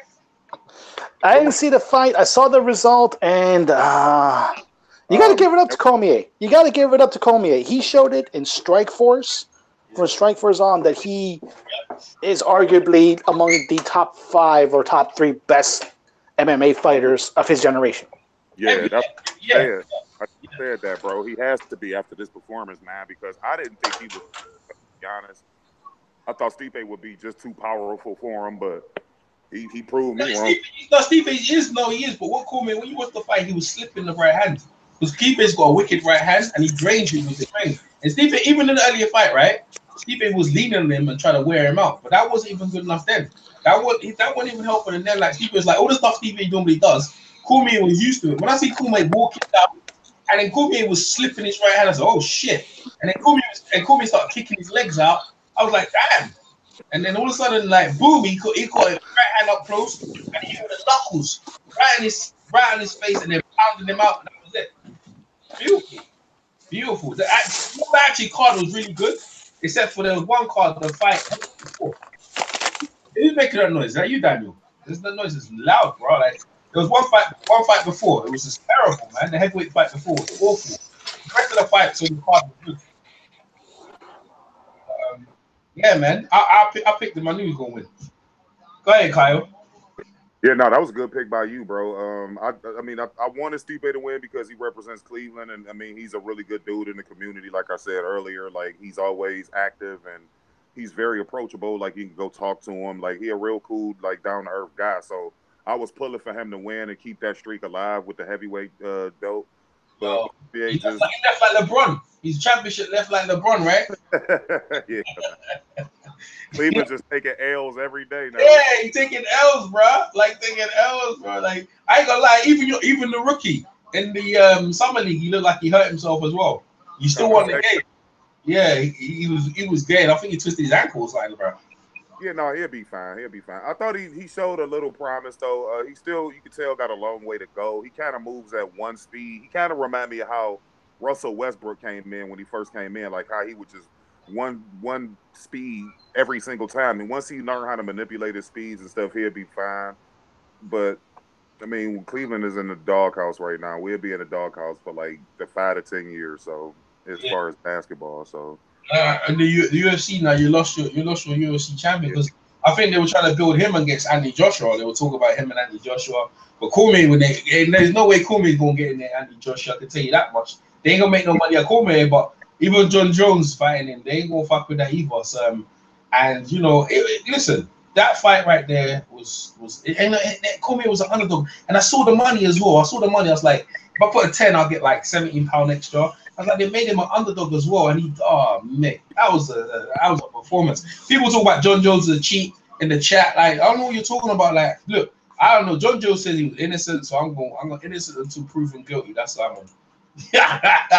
Well, yeah, you know how the court of public opinion is. Once they find out or get any notion that you were juicing or whatever, they're gonna hold you to that for the rest of your career. Like with Canelo, he came out with the clenbuterol, even though that's a masking agent. Like people are still gonna look at him as if he cheated. You know what I mean? So there's no way around court of public opinion, man. Like he's gonna have to somehow just deal with it, man, because they're gonna always look at him in that regard. I think John Jones had a bigger drug problem as far as cocaine versus the PEDs or whatever they supposedly he took.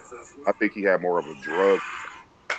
So I mean, but the guy is, you can't take that away from John Jones, whether people say it, he's juicing or whatever.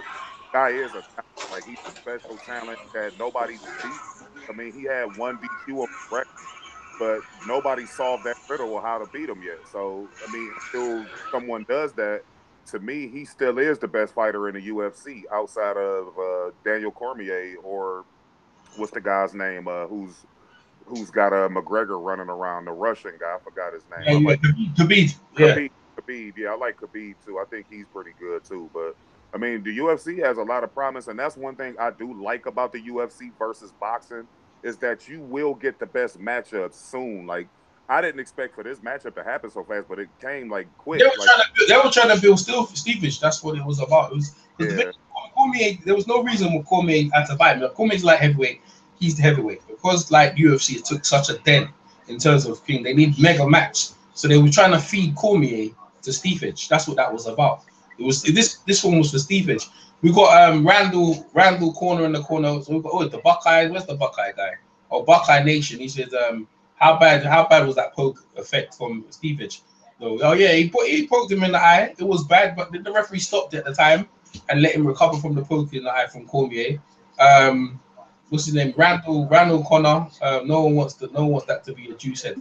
Actually, listen, bro. Like people know that. Listen, everyone's on Cormier's mind as well. All they want is that John Jones thing. That's what he ain't never gonna beat John Jones, yeah. But John Jones already called out Brock Lesnar. That's what.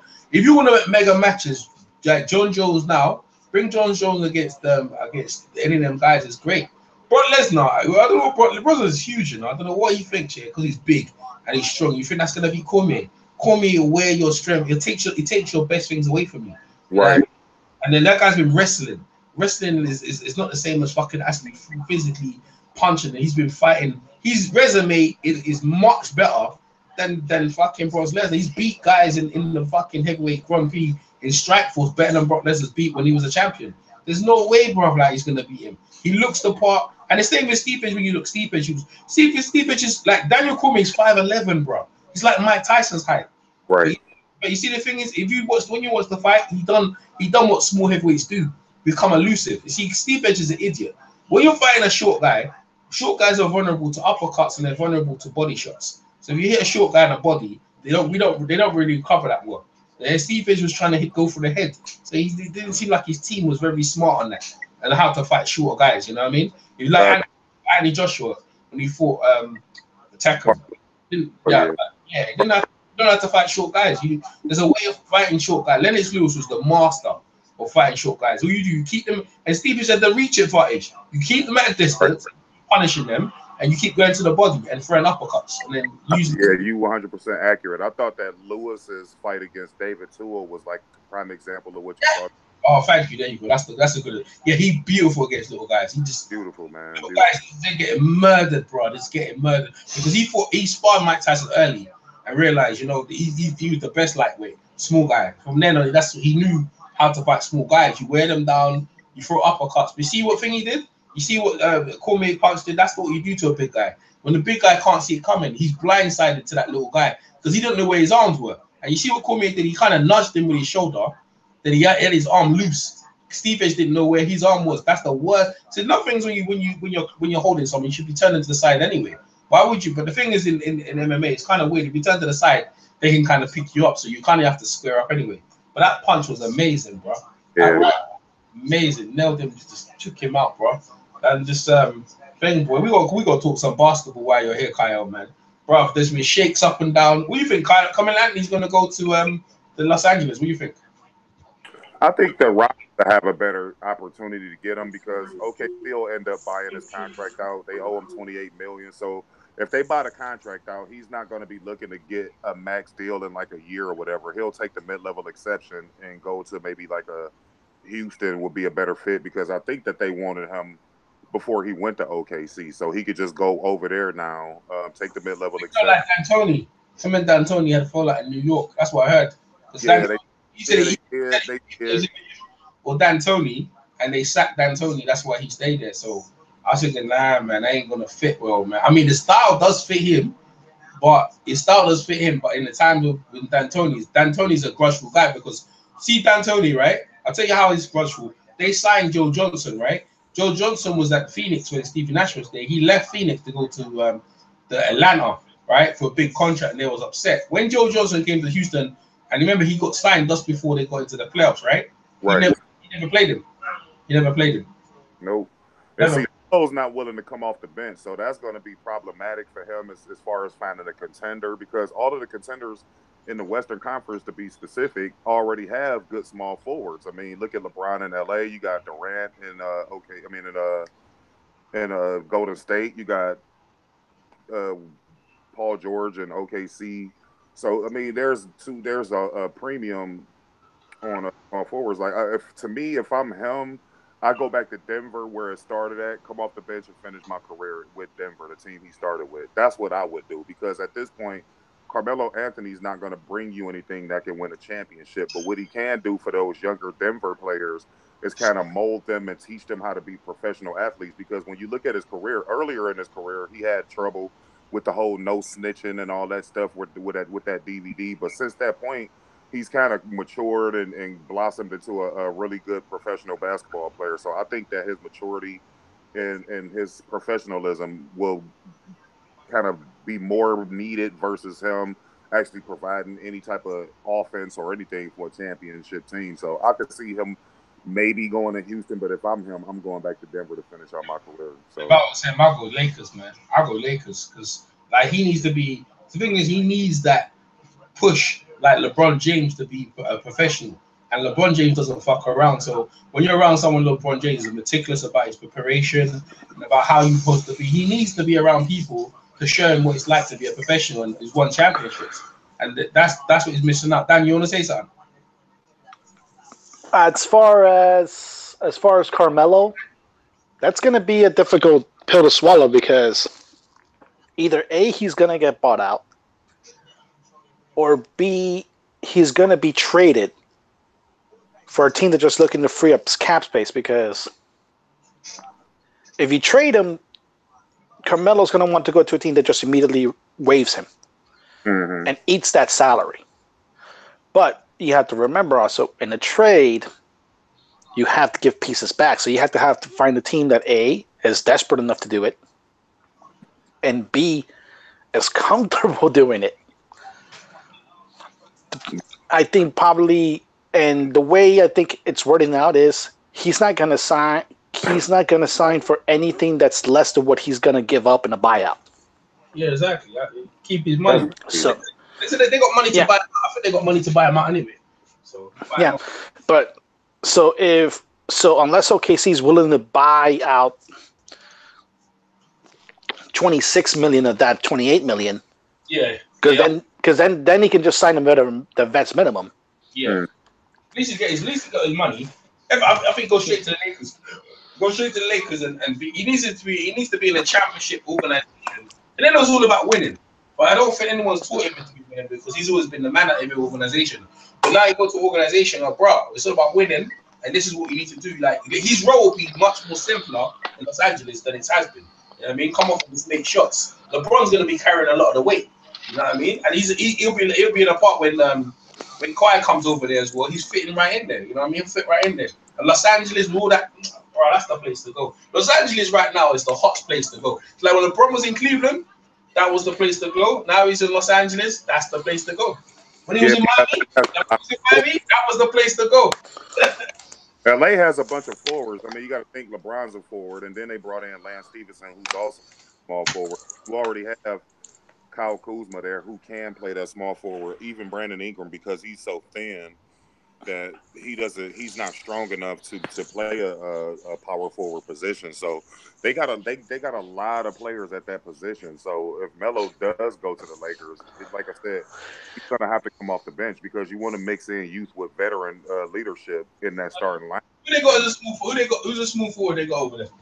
Well, LeBron James is the small forward, and then you got Lance Stevenson. He plays like 4 to point each straight. He plays like 4 to the 2. You know what I mean? But in the starting lineups, he's the 3. Yeah, but Carmelo can play down. He can play like a 4, innit? He can play a 4. His post-up game is better than most people. Yeah, but he doesn't post up like he used to. He's resorted into a long 2-point jump shot. Yeah, you're right. Yeah, you're right. He's coming off the bench. You're right. Yeah. Yeah. I don't know. And Melo may not really want to come off the bench. That's the whole thing. He needs to get a reality check, bro. And like Iverson, that's the same fucking shit will fuck Iverson up. And some of these idiots, man. You know what I mean? Like when you start going down and you ain't the man no more, you have to take a fucking thing until you're proven. Like that's the way things are. You know what I mean? Like dude's gonna run themselves out the league. The big three's waiting for you. I like the big three. I don't want to see Carmelo there before his time. That's what I'm saying, bro.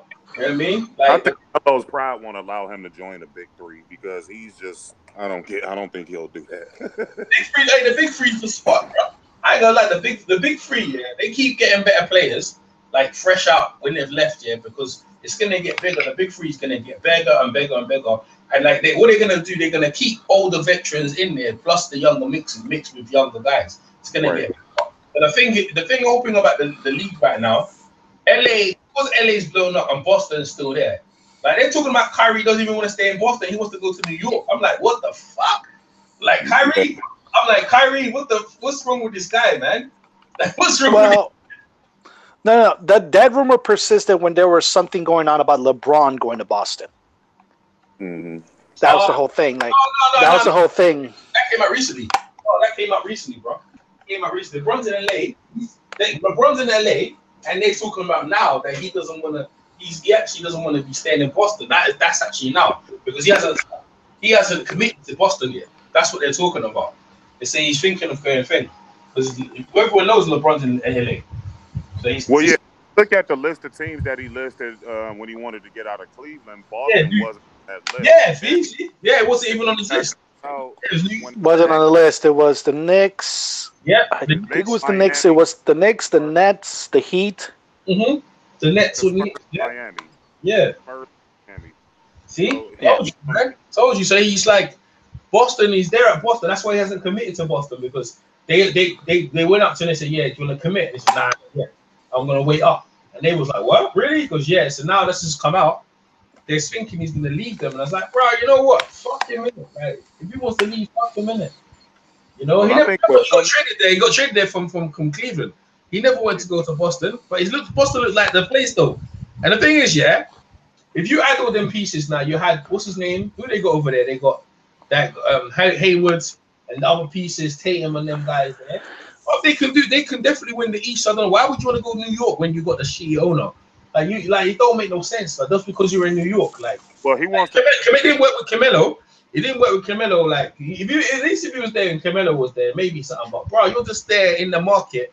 And the thing is, you're not proven. He's not proven to take a team to the promised land. The only one does that is the king. So I don't know what he's trying to do. Well, he wants to be in a bigger market because Kyrie wants to be at this point in his career. He wants to be a bigger star than a basketball player, and being in the biggest market in the NBA, he thinks will propel him towards stardom. And to me, that's a terrible mistake because, like you just mentioned, the Knicks is a disorganized franchise, much like Cleveland is. So you're going to leave with disorganized franchise to go to probably one of the best franchises in the NBA in Boston, and then you want to leave that situation to go to another disgruntled franchise. It's just showing the maturity as a player. I mean, this is the same dude I don't care. Like, if you look at Dan Gilbert and LeBron James' relationship, they hated each other a lot worse than Kyrie Irving and LeBron James disliked each other.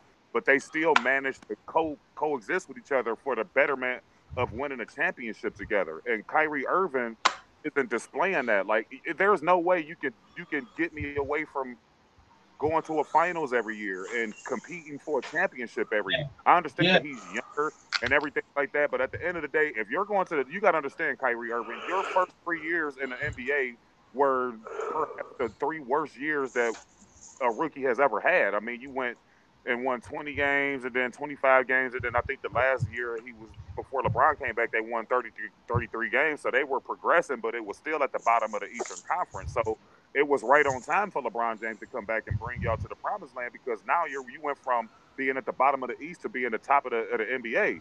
And for you to just say, I don't want to be there no more, all because of one person, you don't want to be overshadowed because of LeBron, is absolutely insane. Like, no one looked at you as if you were the man, because you've never proven that you can be the man and lead a team to NBA Finals or even to the playoffs for that matter. So just take your back seat.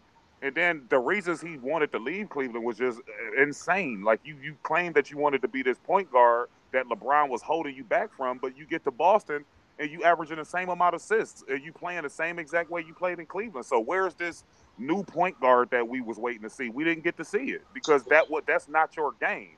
And listen to this. Boston deserve it because the way they treated Isaiah Thomas when he was loyal to the franchise. You know what I'm saying? So if Kyrie wants to leave them, then that's what they deserve for trying to fuck over Isaiah. You know what I'm saying? I gotta look at that. Fuck them. Kyrie's feelings get hurt real easy.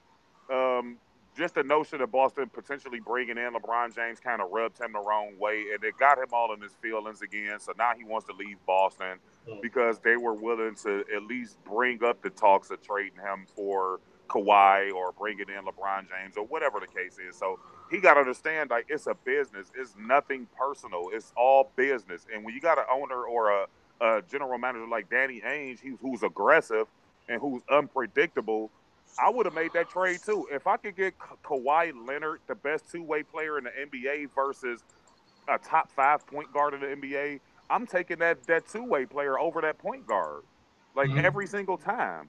So if you Kyrie, you got to understand, bro, it's nothing personal. Like, stop taking everything so personal, man. He gets in his feelings way too much, and that's that immaturity of him. He's only like 25 years old, so he still has a lot of growing to do. But I don't know, man. Like, honestly, I think he's out of there too. I think he's going to New York. I think maybe Butler may go down there with him. I'm hearing talks that those two want to link up and play with each other. But I don't know. Maybe he joins forces with Kawhi Leonard, because Kawhi Leonard's uncle and Kyrie Irving's father are really good friends.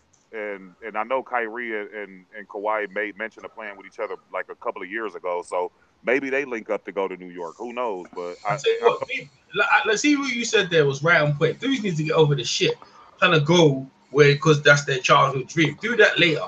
First is get. Okay, I mean, actually, you know what? Let's think about it though. He's already achieved his goal. He's already got NBA championship already. So is he chasing championships? No. So is he chasing? He's been that. So I guess if you look at that side of it, he don't have to chase a championship. And already his value. Remember, his value is going to depreciate if you go to a team with role play. Like, he don't need to do that no more. He's like Joe Johnson. I'm gonna go to a team where I'm gonna be number one. I'm gonna pay a lot of money, and they're gonna look after me. So if you look on that respect, like, you know, he's already achieved quite a lot already at a young age. So I could kind of see his point now. Before, I kind of couldn't understand, because he's never said he's chasing championships. Everyone else has said he's chased championships, but he's never said not. Kyrie Irving wants to be the man, and he knows that in Cleveland he couldn't be the man because he was overshadowed by LeBron. He goes to Boston, you're getting overshadowed by the coach and by the system. Yeah. There's a system in place there, so you're not going to be able to be ball dominant in that system. So he wants to leave to go to New York, where there is no system, where he can be the man. And Porzingis is good. Porzingis isn't an alpha personality or an alpha male type of player. He's more a role player than anything else. So Kyrie just wants to be the man. That's all it is. Oh man, Kyrie's gonna get a rude awakening then when he meets Fizdale. Oh yeah, absolutely. What's that? The New York? Yeah, the head coach. he is a Eric Spoelstra, and therefore, by chance, a Pat Riley disciple. Yep. They don't take shit for nobody. Yeah, they can't. It's a players' league, man. Them coaches come and go, man. They don't go. They know. Listen, they're not gonna spend that much money on Kyrie, and they gonna have a coach come in and try to fucking do it. It doesn't work like that in the NBA. The coaches, so the coaches, they get dealt with, man. Like real talk, the NBA, it's not like college where the coaches have a bit of control. In the NBA, man, nah, man, the coach is bad. Man. Like Bill Donovan had to learn the hard way over in Oklahoma, man. He ain't got no control over there, bro. Like he got no control. Like, to a degree, I see what you're saying, EJ. Unless you're like a great coach with Hall of Fame potential, like Brad Stevens. I mean, you look at Greg Popovich. He's been the face of that franchise. Look a little bit. Yeah, you're right. But the players have to buy in. If the players don't buy him, he ain't got no power. Somewhere along the line, like David Robertson and them guys made kind of like, because David Robertson was a star, Tim Duncan was a star, and they lead by the stars. So now when you make Kawhi the star and Kawhi's not buying in, then he ain't got no power. He ain't got no leverage. So that's more or less what it is. The press conference on, by the way. Like the press conference on, I'm waiting to hear what Dana White's probably cussing one of them fights there. But yeah, that's more or less what's going on over there, man. I mean, end of the day, yeah, the NBA is a players' league. You always have, you always will be. And the players, you know, they listen, bro. Hey, look, Kobe got Mike Brown from Cleveland. I was like, that guy's a good coach. Kobe didn't care because Kobe wanted Brian Shaw. Like, nah, fuck that. You know what I mean? Like, bro, and he was a good coach. He just, you know, been to finals and everything. He's a good defensive. Well, Mike Brown's a good defensive. Go ahead, man. No, go ahead, Daniel. I was just saying, Mike Brown's, he's a good defensive mind. He's not so much of an expert. Nah, but yeah, I know, but what I mean, he's a good coach, but what I'm trying to say, because Kobe wanted Brian Shaw, he didn't give a fuck, man. He just fucked him over. And they brought in they brought the other guy in and fucked up Kobe's legs. They thought, what's his name? D'Antoni ran Kobe's legs out. He's the reason why. Yeah, he's the reason why. Yeah, Kobe could have still been playing up to now. That guy fucked Kobe up. Kobe wanted him though. Kobe wanted D'Antoni. That used to be his idol. That's why he had the number 8. Yeah, I know. Yeah, you're right for his number. Yeah, well, there you go in it. When a guy fucked up his legs, made Kobe run. He ran Kobe's legs out, man. He ran Kobe out into the Kobe into the ground. And also D'Antoni did. He sat Stephen Marbury, for whatever reason, I don't know what he did. And then he started Nate Robinson. He was the reason what Nate Robinson got bounced from New York. Like, I don't fuck with. Hey, D'Antoni, I got my eye on him. He's very. You know what I mean? Listen, I tell you what, mate. I'm telling you right now, Camelo. I know that you don't pay no tax in Texas, yeah. But bro, I'm sure he don't want to go Houston with that guy, bro. You might like you might like what they're doing over there, but he's like, nah. You know what? He might go Golden State, bro. Fuck it. He can fit in Golden State. No, I don't think Golden State got any more room left because they. No, but he might take the minimum. As long as he gets paid out of his contract, right? He'll just take a minimum of like $2 million. Golden State doesn't have any more roster spaces. They just signed Jerebko today, so that's it for them. Oh, okay, fair enough. Well, yeah, they're full. Yeah, they're full. But he would have fit perfectly in for the Warriors. But the only place is LeBron and him are talking on the phone. LeBron was saying, listen, if you come over here, you're gonna have to shape up. We're trying to go for a championship and blah blah blah and this and that. I think Camelo will straighten up, man. If that's that's the only place. I remember they came in the league together, bro, and they ain't got nowhere else to go. LeBron's got that much power. When LeBron goes calls Magic and says Magic, yo man, I want Melo over here. I'll do what you gotta do to bring him over. Like when Magic's gonna go sort it out, man. You know, you remember I said this is what everyone's arguing. I told you like LeBron is like the GM. He's the GM. Like he tells people like Magic's gonna say, okay, Magic will look at it and say, can we afford him? And then he'll take a cut, and they'll see what they can do. But they'll bring him over, man. They'll bring him over. This fight was whack ass, man. You know what I mean? So that's what I think. Go ahead. No, we'll see, man. It's just the West is ridiculous over there, man. It's with the that one. Talent. I mean, the NBA is going to have its lowest rated season probably since before Larry Bird and Magic Johnson kind of saved the NBA. It's going to go back to that type of viewership because if you are a team on the cusp of winning a championship, like the Houston Rockets, for example, if you're on the cusp of winning a championship, with the move with DeMarcus Cousins there, I'm not blaming the Golden State Warriors. If I'm them, I'd make that deal too. If he's only asking for 5.3, I'd do that too. I'm not blaming the Warriors. I'm blaming DeMarcus Cousins for that because he came out and lied and had all these people making these videos defending him when he sat up there and lied and said no teams offered him anything. He offered himself to the Lakers. Oh, he was lying. He was lying.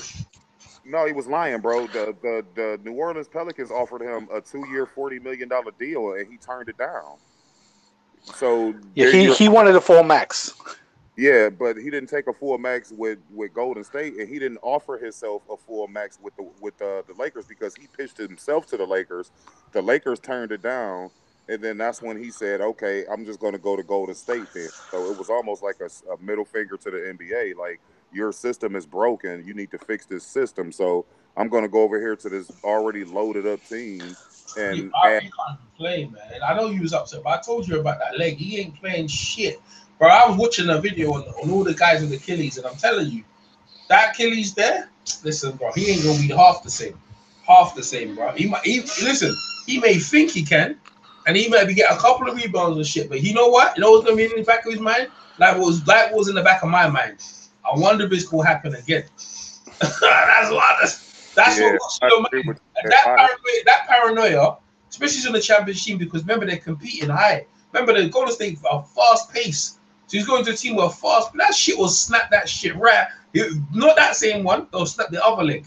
Listen, that's what they took in January. Like not even January. The way they Golden State play that fast pace, like he would have been better going to San Antonio, where they play a small. They at least they pass the ball in the post. Like it's messed up. Golden State's pitch to him, where they basically told him that you're only going to get about 8 shots per game. A lot of the times you're going to come off the bench. We'll feature you sometimes in the offense, but like you just said, they are a frenetic pace team. And he's already not as athletic. That's why JaVale McGee works so well with them, because he can run. LeBron loved that. Yeah, LeBron. When I heard JaVale McGee and I heard Rondo, because Rondo likes to run there, I thought, yeah. And they got Stevenson, right? He's got some shooters, bro. I mean, not like they provide toughness more than anything else. Like that's an element that Cleveland. You're tough, right? Yeah, they hard-nosed players who don't take no crap. So that's something that was an element that Cleveland didn't have. So I thought that with the Houston Rockets series, that kind of woke a lot of people up into kind of playing them physical. So I think what Magic Johnson and them was doing was like, okay, we'll bring in these guys who has a bit of a bad reputation, but they are hard-nosed, scrappy players who don't take no shit and who will get up in your face. Like when Rondo's guarding Stephen Curry, he's going to get up in Curry's face and he's going to challenge Curry. He may not be as offensively gifted as Curry, but he is a floor general and he is tough and he does play defense on the ball. And it's the same with Lance Stevenson. I mean, the guy can create his own shot and he's a no-nonsense type of guy as far as his attitude. So I think that the Houston series kind of showed a lot of people, like, you can beat this team. You don't have to have a star-studded cast to beat them. You just have to play sound and you have to limit the mistakes and be tough and get up in their face and be physical with them because they're a soft team. That's why they brought over DeMarcus, because DeMarcus instills like that toughness that Draymond had. Hey, I'm saying right now, I'm gonna tell you right now. I don't care. Everyone listens right now to this broadcast. Lakers are getting to the finals. I'm telling people, and people might say EJ Chat. I'm telling you they're gonna go to the finals. I'm telling you because they're people from the driving. I'm telling you right now they go to the finals. I'll tell you why they go to the finals, right? They're gonna add more pieces in. They're gonna add, especially when they start playing, they're gonna add more pieces in. They go into the finals. What I heard with Jameer, certain guys he's adding in, you're putting in with some of them young cast guys, bro. Everyone, when you play LeBron, and Kyle knows, everyone gets better. Everyone, the organization's better. They're winners. That's all the Magic was looking for, a winner, right? And that everyone understands that you talk. Listen, we're not coming in here just to coast. We're coming in here. We're gonna make waves, man. Like I'm serious. Like the Lakers are a legit contender. People say they're not, right? Now, I'm not saying they're going to win it. I'm just saying I can see them going to the finals. I can see it. You know what I mean? Because, look, I'll tell you why. Chris Paul, he's injured. Kawhi Leonard is not playing for the whole year. So that's San Antonio and and Chris Paul and the Houston Rockets with a hamstring. That's going to take some time anyway, and chemistry and everything, right? And they haven't got Ariza, so that's 2 teams out. Then who else is there? Who else is in the West? Okay, Oklahoma, right? They've got 2 stars over there. Yeah, 2 stars, mainly 2 stars. Well, look what LA's got, bro. Come on, man. That's already Oklahoma. I think they can get past them as well. Come on, man. They're gonna bring it. Like that's already 3 of the major stars. You think they can't get them 3 guys? They could beat them.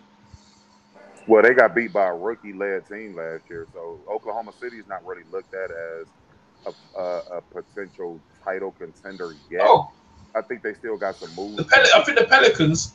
Where the Pelicans at? The West, right? Yeah, but they lost Rondo and they lost Boogie, so they're gonna. Exactly. You see, people haven't really fought this out. I mean, they're hoping guys are gonna come back healthy, and really, the realistic is that a lot of guys are not coming back healthy. Like LeBron himself, his wrist is fucked up. Now I don't know how good his wrist is. Like I need to see, yeah. But I'm just hoping it's not as bad as him because he punched that glass and his hand. You know what I mean? I don't know how bad it is, but you know what I'm saying. So I'm hoping LeBron is not as bad as he was because LeBron, he put so much into everything, and then he plays 82 games in the season. Like the dude's looking to play all games in the season. Like if it was Magic, they're gonna have to rest LeBron so they can keep him just to get him into the playoffs. Yeah, I think he'll do that. But if you rest him, then you go further down, and it's a harder chuck because you really want to be in the middle. When it's all said and done, you want to be like in the middle, so you don't really get outed. You know what I'm saying? So you can beat some of them bum teams. You don't want to be straight in fighting for them hard team. You're going against the favorite straight away, which is Golden State. Like your first round, you're going against Golden State. That's not where you want to be, bro. You want to catch them late in the Western Conference, bro. So they'll be fine. I think they'll end up coasting them a lot, but he has a lot of guys who can create their own shots now, so he won't have the burden won't be solely placed on him to make every single play and score every single point like he did with Cleveland, where he had like a 90% usage rate or something like that, which is ridiculous. But I think that Kuzma and like the younger guys, they're going to try to feature them more in like earlier part of the season to try to get them like ready to go towards the playoff push. And then you'll see LeBron kind of turn it up a little bit, like going into the playoffs and then in the playoffs, of course, because these guys are still inexperienced at the end of the day. The guys that they're relying on, the Kuzmas, the Lonzo Balls, if he's still there, the Brandon Ingrams, the Josh Harts, like they're going to rely on these dudes. They're going to need these guys tremendously in the playoffs, man, because that Western Conference playoff is a different monster than the Eastern Conference playoff, where LeBron can literally beat a team by itself like he did with Toronto. Like they're going to have those younger guys kind of carry the torch, so to speak, throughout the big portion of the season and then going into the playoffs. But I think his wrist is fine, but I think LeBron's so exhausted. He hasn't even made contact with any of the new additions that the Lakers got, the Rondos and all of those guys. He hasn't even reached out to them yet. Yeah, that's it. Thank you. It took a lot out of him, man. He gave so much of his stuff for Cleveland. He's going to his first couple of games probably even play. I won't be surprised if he'll play a couple of games too deep in the first games, but to let them guys in. But the Lakers, the buzz to the Lakers, I think the West is. I don't think the West is right now as this Golden State, man. They're bad, man. Like to get Golden State are just like whoa, like Golden State. But the thing again, they lose Jamel McGee, they lose McGee, and he was dangerous, right? So he's not there no more, right? And he's with the Lakers, right? And Boogie Cousins has got that Achilles injury. How dangerous are they? They're basically, and then you're talking about Andre Iguodala. Let's say he gets injured, so you're basically dealing with 3 stars. That's not good enough, man. Like, look, they got a chance to beat them this year. I think they got Jareb. They picked up Jerebko because they're not quite sure as far as what Boogie will look like. I mean, they're basing it off him, how he looked prior to the injury. So that's why they picked up Jerebko to kind of like, if he does go down with another injury or whatever, then they can have somebody to replace him as far as that roster spot. So, yeah. And not to mention, that roster's pretty balanced out. Like, their young kids are pretty good. Jordan Bell's a pretty good kid. Yeah. The main thing... Swaggy P's out of there, I think. But on. Yeah. Okay. Yeah, he's already... I think he's out of there already. I think he's signed with somebody else. But the main thing about it is when it comes down to it, it's just Golden State's so balanced. That's why them and Boston in the finals will probably make a lot more sense because it's two coaches that have really two good systems together. Yep. Well, I tell you what, Boston lose Kyrie, and it changes everything. That's what I'm saying. Changes Kyrie. Kyrie, they'll still be fine in my opinion because Kyrie's going next year. He's not going to go this year, right? No. He still has this year left. So this is basically trying to get back in. They're going to trade. They're going to have to trade him before the. They're going to have to trade him before the All-Star game because he still ain't committed. And if you go all the way with him, and then he decides to bail on you, and you don't get nothing for him. So you it looks like Boston's going to end up losing Marcus Smart. I know he's kind of came out recently and said that he was upset with them because they have. I think he should take him. Lakers should take him. Yeah, no, he's a restricted free agent, EJ. Boston will just match whatever offer he gets thrown at him. Okay. Exactly. Yeah. So, I mean, I don't see why they didn't take care of him to begin with, man, because he's the heart. He's like the mini Draymond Green to them. Yeah, tough. Yeah. So, you know what it is? You know what it is, though? They don't value. They're just looking at the others like Rozier and that. They can't keep all them guys together, man. Hold up. All right, Dana White's on the thing. Let's see what Dana White have to say, bro. Let's see what Dana White has to say. Oh, what the heck's going on there? 1 minute. Let me see. 7 million. Attendance was 17,500. It was a sellout. Everyone on mute. What we did was it was such a good night. It was a hard night to. We did performance bonuses for Cormier, Roundtree, Pettis, and Costa. So no fight of the night. We just did 4 performance bonuses. Oh, Kyle's got the first question. As you said, a pretty entertaining night. Ended with a incredible finish. Can you talk about, I guess, your reaction to watching that fight play out and where you think DC now ranks all time in the history of UFC?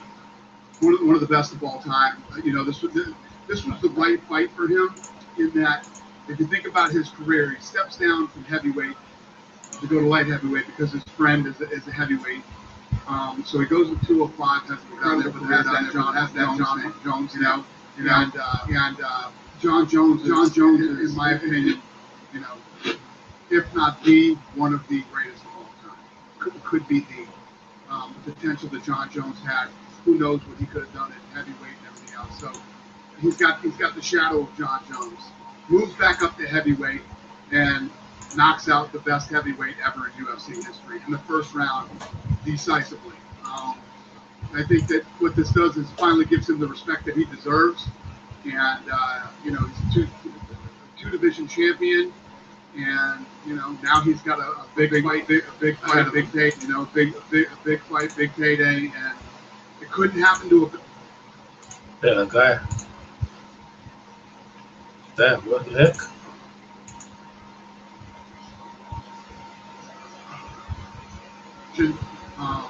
I just can't say enough good things about the guy, and I'm really happy with him. But just to get clear on the record, it seems obvious the Lesnar fight is next one. You can say for a fact that is the fight that's being built. Yeah, we're definitely going to make that fight. So Lesnar hit me up a couple days ago and says, sorry I went dark on you, but I had some stuff I had to take care of, and I'm going to come to the fight this weekend. Okay? See you Saturday. You know, he came here tonight. He was all fired up.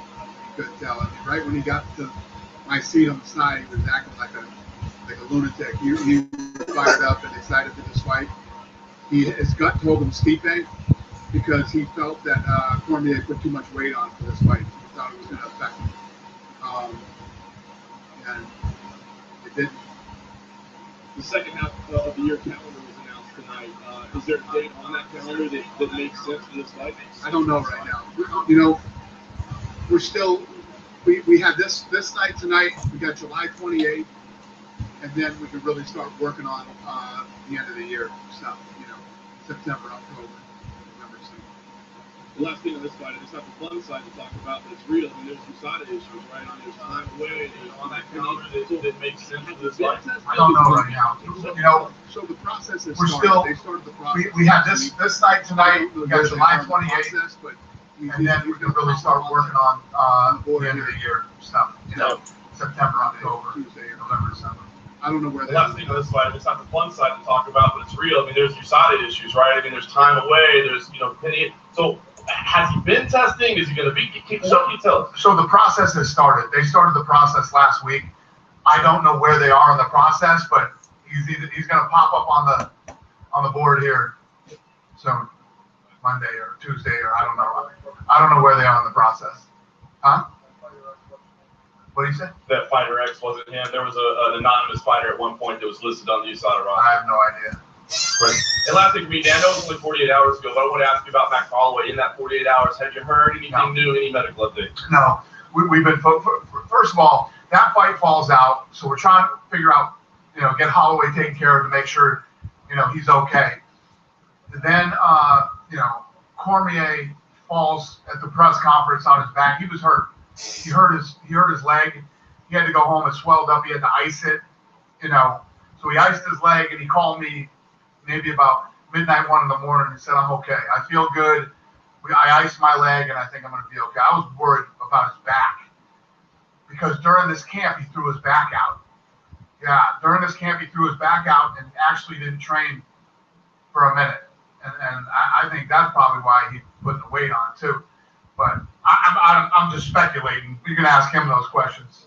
But yeah, so I was more worried to think about this, guys. Seriously, think about this.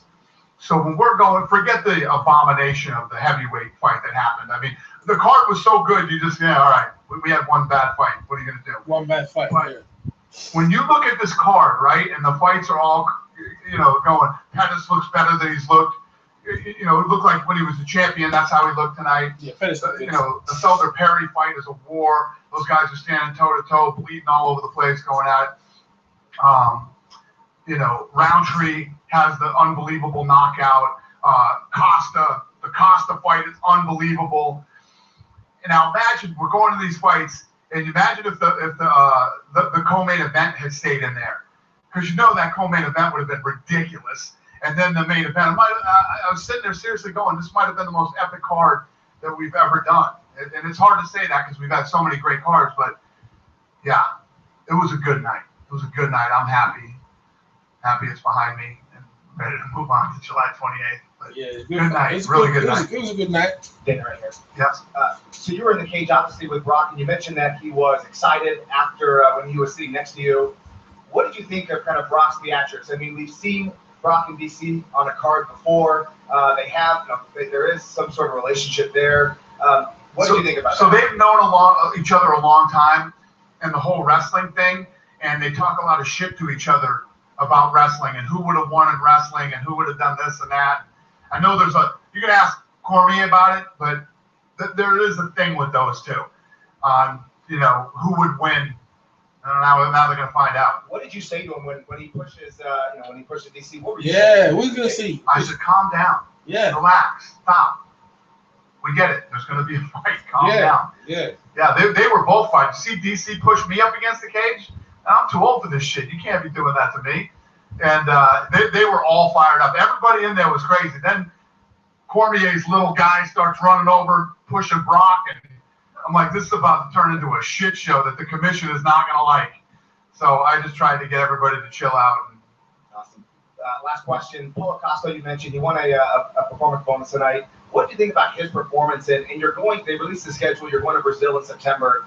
Is he someone that you could headline a card with in Brazil? Yeah, I think that kid is the next big Brazilian star. He's on his way. Good looking, incredible physique, and fights like an animal. I was also impressed with Uriah Hall. Uriah Hall went out there. Now, the guy that I thought Uriah Hall was going to be at the end of the Ultimate Fighter was the guy that I saw fight tonight. That was the guy that I expected him to be after the Ultimate Fighter. He fought an incredible fight tonight. He was in his face. He was, every time he'd get hit, he'd punch back with 2 or 3 punches, kicks.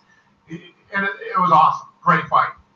Yeah, right. Fucked up, man. That's why I'm right. Obviously, a tough result for Stipe, but you mentioned that, his accomplishments. How would you best encapsulate his last 2.5 years about and what he's done for the heavyweight division? Yeah, you know, what he's done has been unbelievable. He broke the record. And in this fight, when that fight started, you know, these guys went right at each other. They stood in each other's face. Both guys kept pressing forward. Nobody was running, staying away. These guys went in and went toe to toe. Both getting hit with big shots. And it was all, you know, when you want to see a great heavyweight championship fight with what was on the line for both guys tonight, you couldn't have wrote it any better than how they fought. Both of them fought an incredible. I thought that fight was great. Was a good Stipe's 2.5 years, yeah, awesome. And Stipe's not done yet. Stipe's one of the best in the world, and he'll be back. He won't fight. John, he won't fight Cormier. Do you feel like no rematch? Going into the fight, it might have been better if you had Stipe won the fight. Look at these guys. Long term, he's going to be around where DC has a date that he's going to retire, and yet we say that before the fight, and now after that epic event, that's what he wanted. That's Kevin Hardy talking his shit. That is going to be one of the biggest you've ever done. You know, the kind of the change so quickly was amazing. Yeah, when we go into fights like this, the old me, over 13 years ago, used to go, oh my God, we need this guy to win, and we need that guy to win. I don't even think like that. None of that stuff even crosses my mind. Because you can't, this sport's so crazy, you don't know who's going to win and who's not going to win. I thought Saki was going to be the next big, you know, I thought he was going to be the next big thing. You don't know. Anything can happen. And one thing that I've learned over the years is however it plays out is the way that it was meant to play out. Exactly. And then we just go from there. And I just want to see if you can go into DC a little bit more. What makes him so great? Because you look at him and you say, you know, he doesn't have a great physique like Costa has, and, you know, he doesn't seem like incredibly quick, and, you know, he's a wrestler, not a boxer maybe, but he seems like he does everything well. Like, can you put your finger on why he is so good? He's such a unique guy, man, in every way, shape, or form. He's so articulate. He's a really smart guy. Yeah. I love the way when he's commentating, how he can break down a fight and explain it to you. It's almost like Rogan. He's so good. He's great at interviewing people. Then you talk about him as a fighter, right? Yeah, he definitely doesn't look like a fighter. Looks out of shape, looks heavy, you know. When you think about him going in there now with a heavyweight, if you notice in the beginning of the fight, every shot he landed on Stipe was busting Stipe out. Both his eyes, his nose. Yep. So he's got a lot more power than he gets credit for. You know, when he goes in against somebody in wrestling, the slam that he had on Dan Henderson, to do that to a guy like Dan Henderson, holy shit. You know, and just, he's such a well-rounded, incredible human being. Forget about fighter. He's just, I love Cormier, and I can't say enough good things about him. I know you don't ever tell people to not retire or whatever. You know, if they want to retire, you say they should retire. But he obviously doing this, you know, is going to be invigorated, right? I mean, do you think there's a chance that would you think, you know, he may go on beyond his self-imposed deadline given what happened and the way the crowd, you know, he's been booed in the past. The crowd reacted positively to him before the fight. Do you think that may change him and, you know, kind of spark him to, you know, run with that belt for a while? He's starting, like I said, he's going to start getting the respect he deserves. He's two-weight champion for a while now. But when I look at Daniel Cormier's performance tonight at heavyweight, retirement doesn't even come close to popping in my mind. Right here, sorry. Talking about retirement, he's two-weight champion. Two quick questions. I said it was Stipe to win. It's so biased. 6 months. Don't quote me. Nowitzki's the guy to talk to, but I think it's 6 months. And lastly, was the idea for Brock to be there to challenge whoever won? You know, obviously, Cormier was the guy, but was the plan for whoever won to? Yeah, whoever won, he won the winner. Yeah, right there. So Brock and Cormier. Thought some tracks. I mean, he had so much momentum behind him going into the Stipe fight. Shows the flaws in his game a little bit, then comes back and has this fight where he throws, you know, 17 strikes the entire fight, something like that. Where do you feel a guy like that goes from here? Horrible. You know, I think that Cormier is funny though, man. You know, he had a pretty quick rise here, and obviously the fight over Alistair Overeem, you know, catapulted him. Too far, man. Everybody was talking about him. I thought he was going to be the next guy. I think his ego ran away with him, big time. I can tell you that his ego absolutely did run away with him. And the minute that happens to you in the fight game, you're finished. You see what happens. You start to fall apart. I had some personal encounters with him, as did other people in the organization. And this guy's ego just was so out of control. It's like before the Stipe fight, he took off and went to France. Didn't even really train for that fight. And you see the results.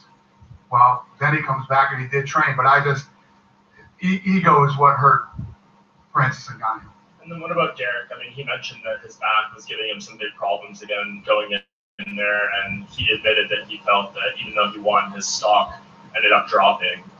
Do you give him any leeway? I don't agree. I don't agree that his stock dropped. And that's a problem that he's going to have. He's a fun guy. He's funny. He's, when he gets in there and throws, the fights are exciting. But he always has problems with his back.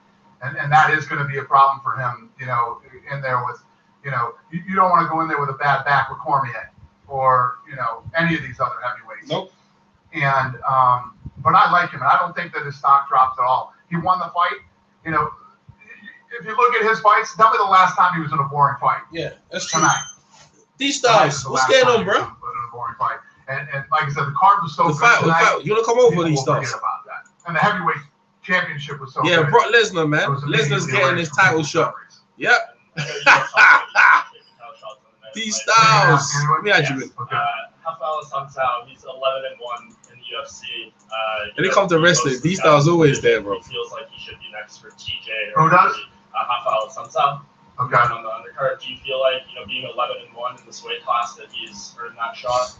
Yeah, the thing is that you got to remember about Assunção. That's easy to say. Hey, this guy's 11-1. Why hasn't he got this? Why hasn't he got that? That guy disappeared for a while. He had some injuries. He was gone for a while. Then he recently just came back and he started fighting it. That guy never loses. That is true. Who beat him? TJ? Yeah. He's a stud. Now he's got a little more consistency, and yeah, we'll see what happens. Mike sort of asked my first two questions, but I am from Calgary, and you've mentioned July 28th a couple times. So I'm excited. That's a Fox card, not a pay-per-view, but you are really circling that one as sort of the next big one? Yeah, I'm going. I'm going. It's my birthday. That's my birthday card. I'm going up and celebrate my birthday in Calgary, and I'm going to that fight. And I'm really looking forward to it. I'm excited. I have owed Calgary this event for a long time, and we got a great These card. styles you're in, man. And that city was really good to us. Very, very good to us, because we went up there.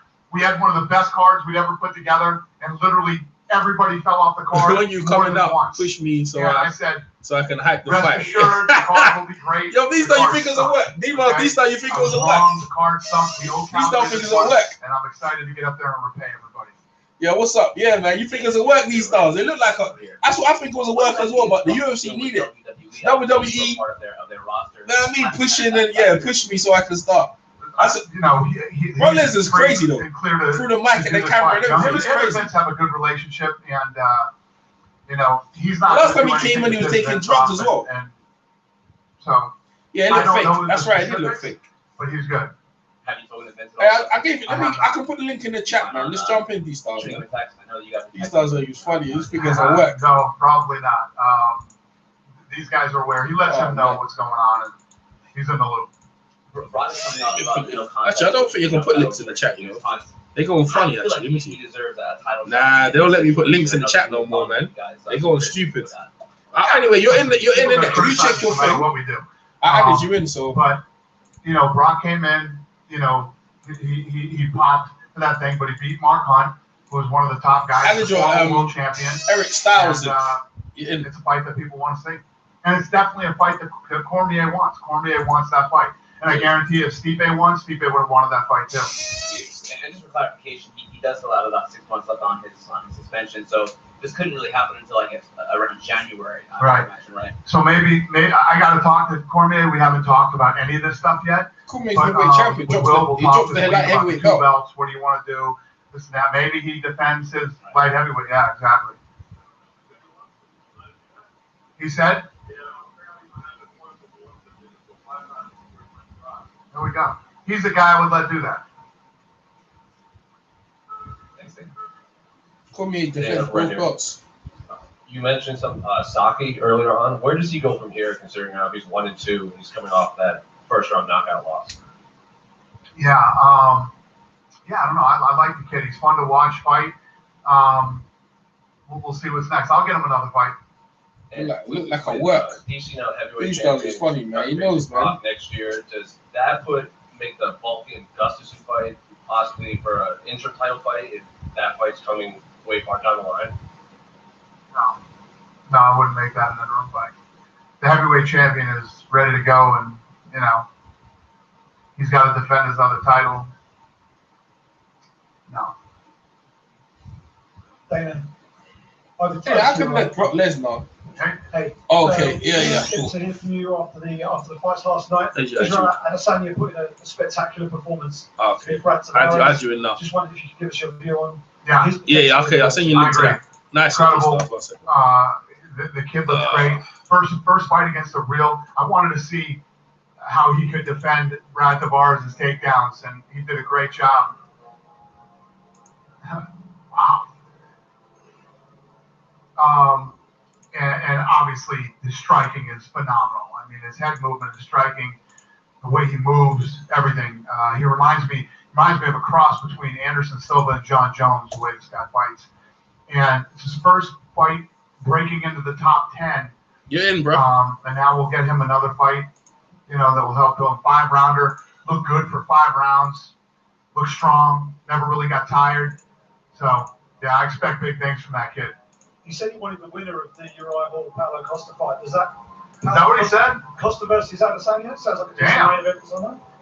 That's that's awesome. I like that he wants that fight. Probably not the fight that's going to happen, but I like that he wants it. Cool. It's one for me, Dana. You announced the schedule for 2018 today. Conor McGregor's camp have been saying you guys are talking to them about this fight, which could be in an ideal circumstance. When, and where do you want this fight to happen? You know what? I'm not even thinking about Conor till I'm serious. I know they're saying there's talks. We're not talking about a fight right now. Conor has to get through July. He's got to get through whatever's going to happen to him in July. We'll figure that out. I don't know what's going to happen. Is he going to get fined? Is he going to be on probation? Is he going to get this, that? When that's over with, then we'll start talking about him fighting. Good. Thank you guys. Have a great weekend. Yeah. D-Stars, where you at, man? How did you in? A lot of people don't know how to use their Hangouts. That's the main thing. What's that? Probably doesn't know how to use the Hangout, or probably what happens a lot of sometimes with the Hangout links. I gave him. He gave me his email. He gave me his email. Okay. Okay. No, because what happens a lot of times, I've seen it, is when you click on a Hangout link, especially if you're on a phone, it takes you to the Google Play Store. So you can download the Hangout app, even if you already have it. Okay, well, I already found him. So I already found him. So But let's see if he finds it. But Daniel, oh shit, Stipe's face! Look at the fucking Stipe's face! Oh my gosh! It looked like he got hit with a car. Are you watching it?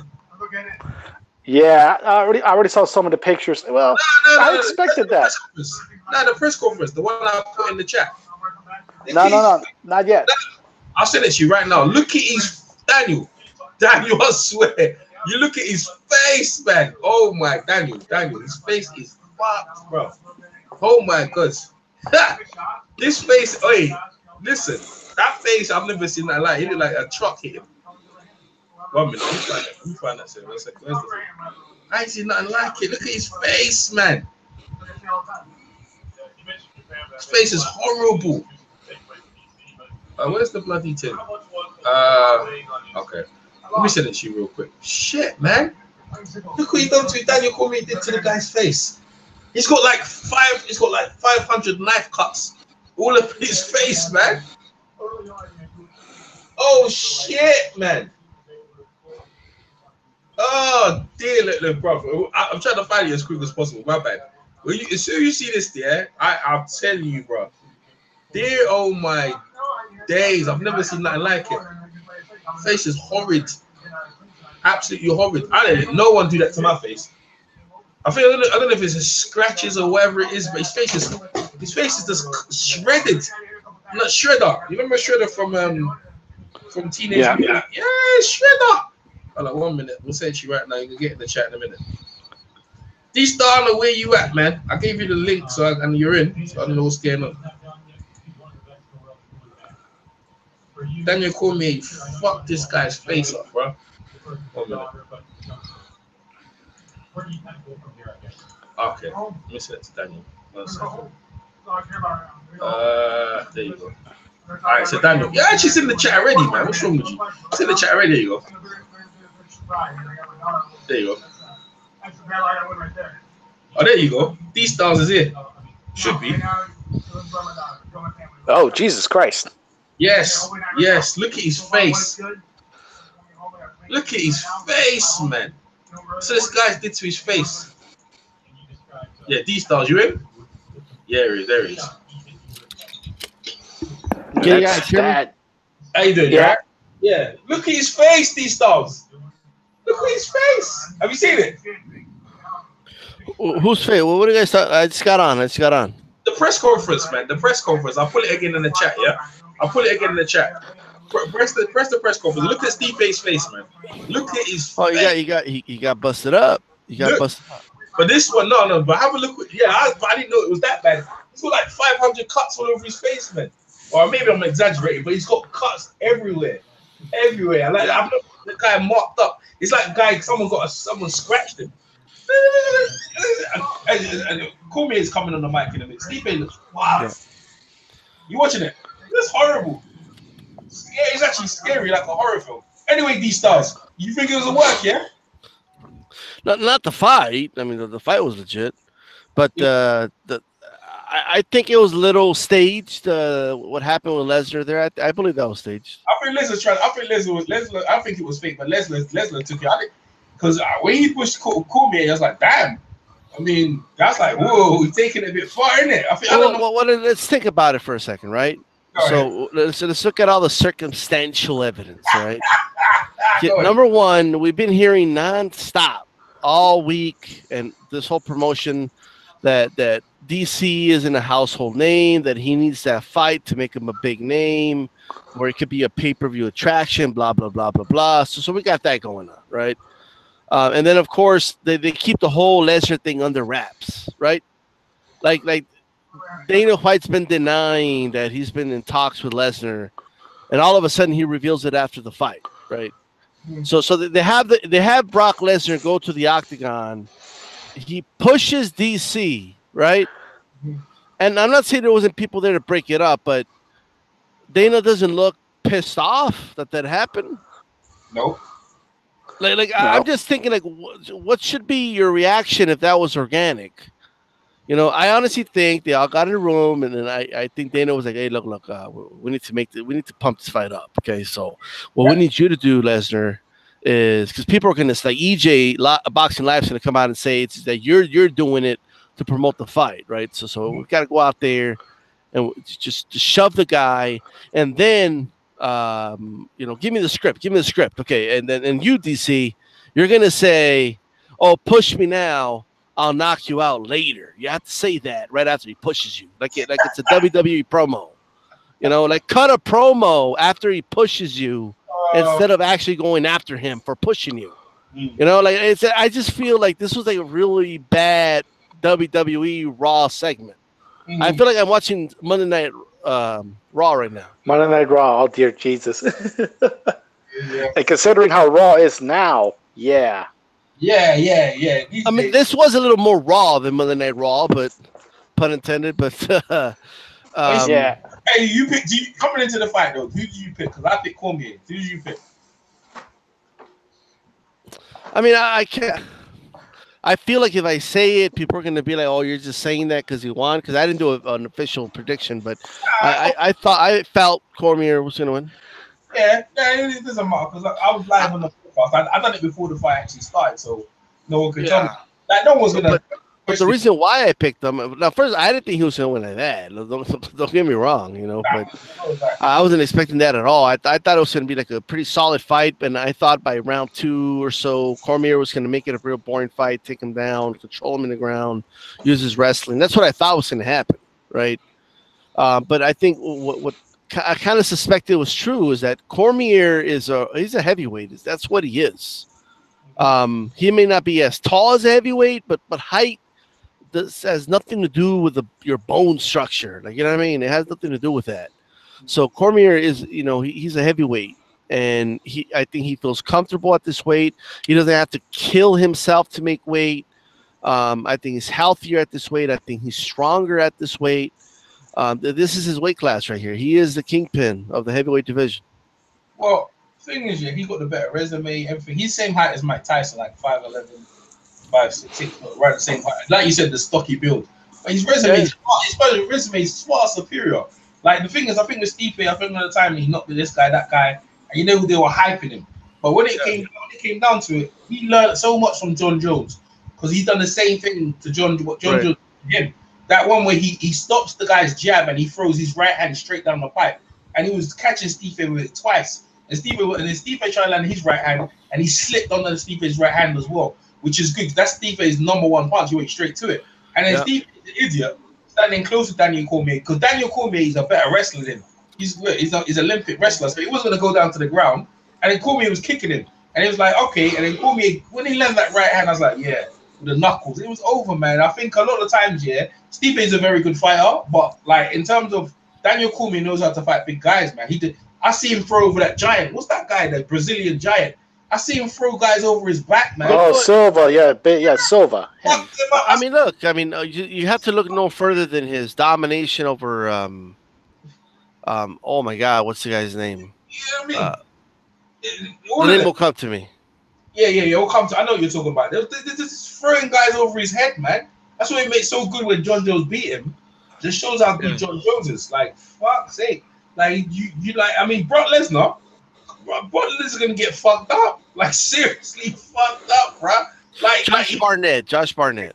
He's gonna get fucked up. Just what? Like, all Cormier do is grab him and fucking start throwing him around like a rag doll. Like, you think going in WWE and fucking fake and acting like you're the hard man. I've seen Brock Lesnar break down against guys or man, this is all part of the plan, man. I'm telling you.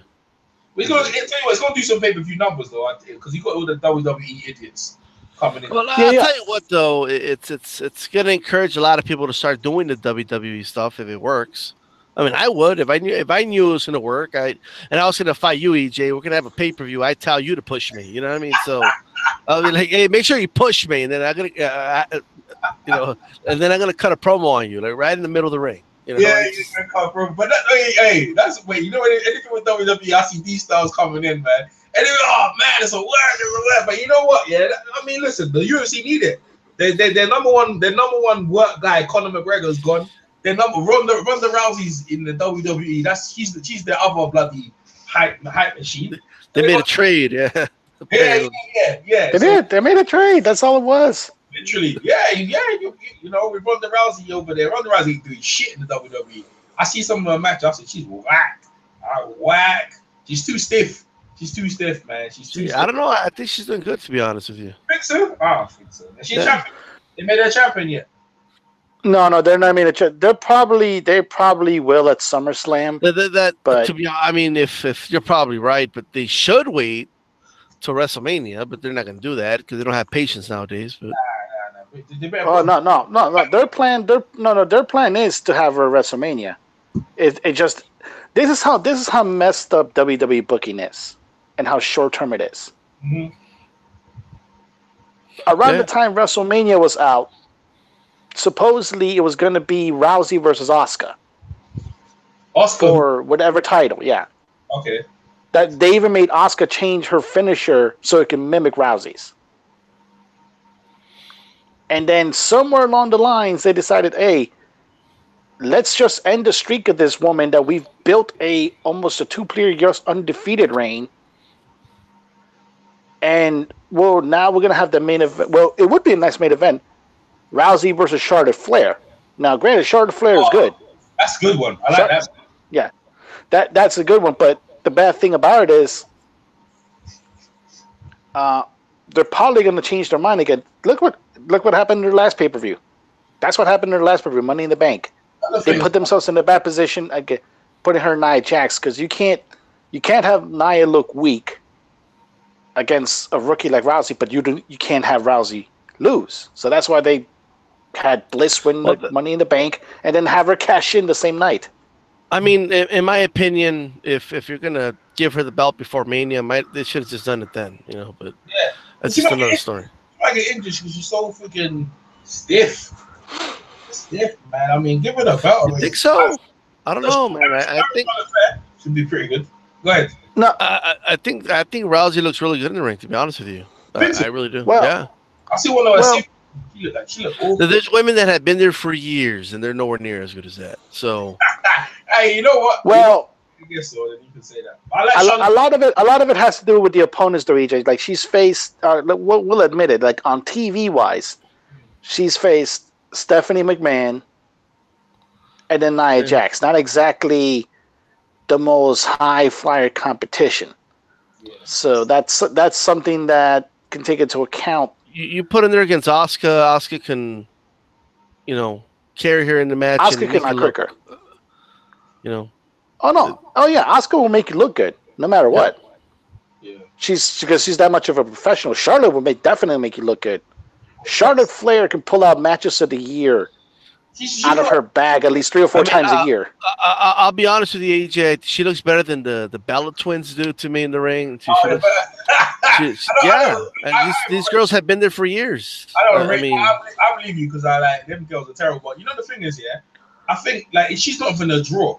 Like Brock Lesnar, he was a draw because I'm looking at now he actually looks like they've done a trade as well. But it looks like at some point left it open for Ronda Rousey to run the pay-per-view to try and make her a star, so they might try and push her. Brock Lesnar's out the way now. He's going to pursue the UFC, but I don't know. I think Lesnar's going to be doing both. To be honest with you. Well, if he wins the championship, he's going for the championship belt. He still has the belt, and that's actually one of the weird theories that came up that because he knows that Vince likes big guys, and ultimately his contract's obscene. His almost over $500,000 for every appearance that he has.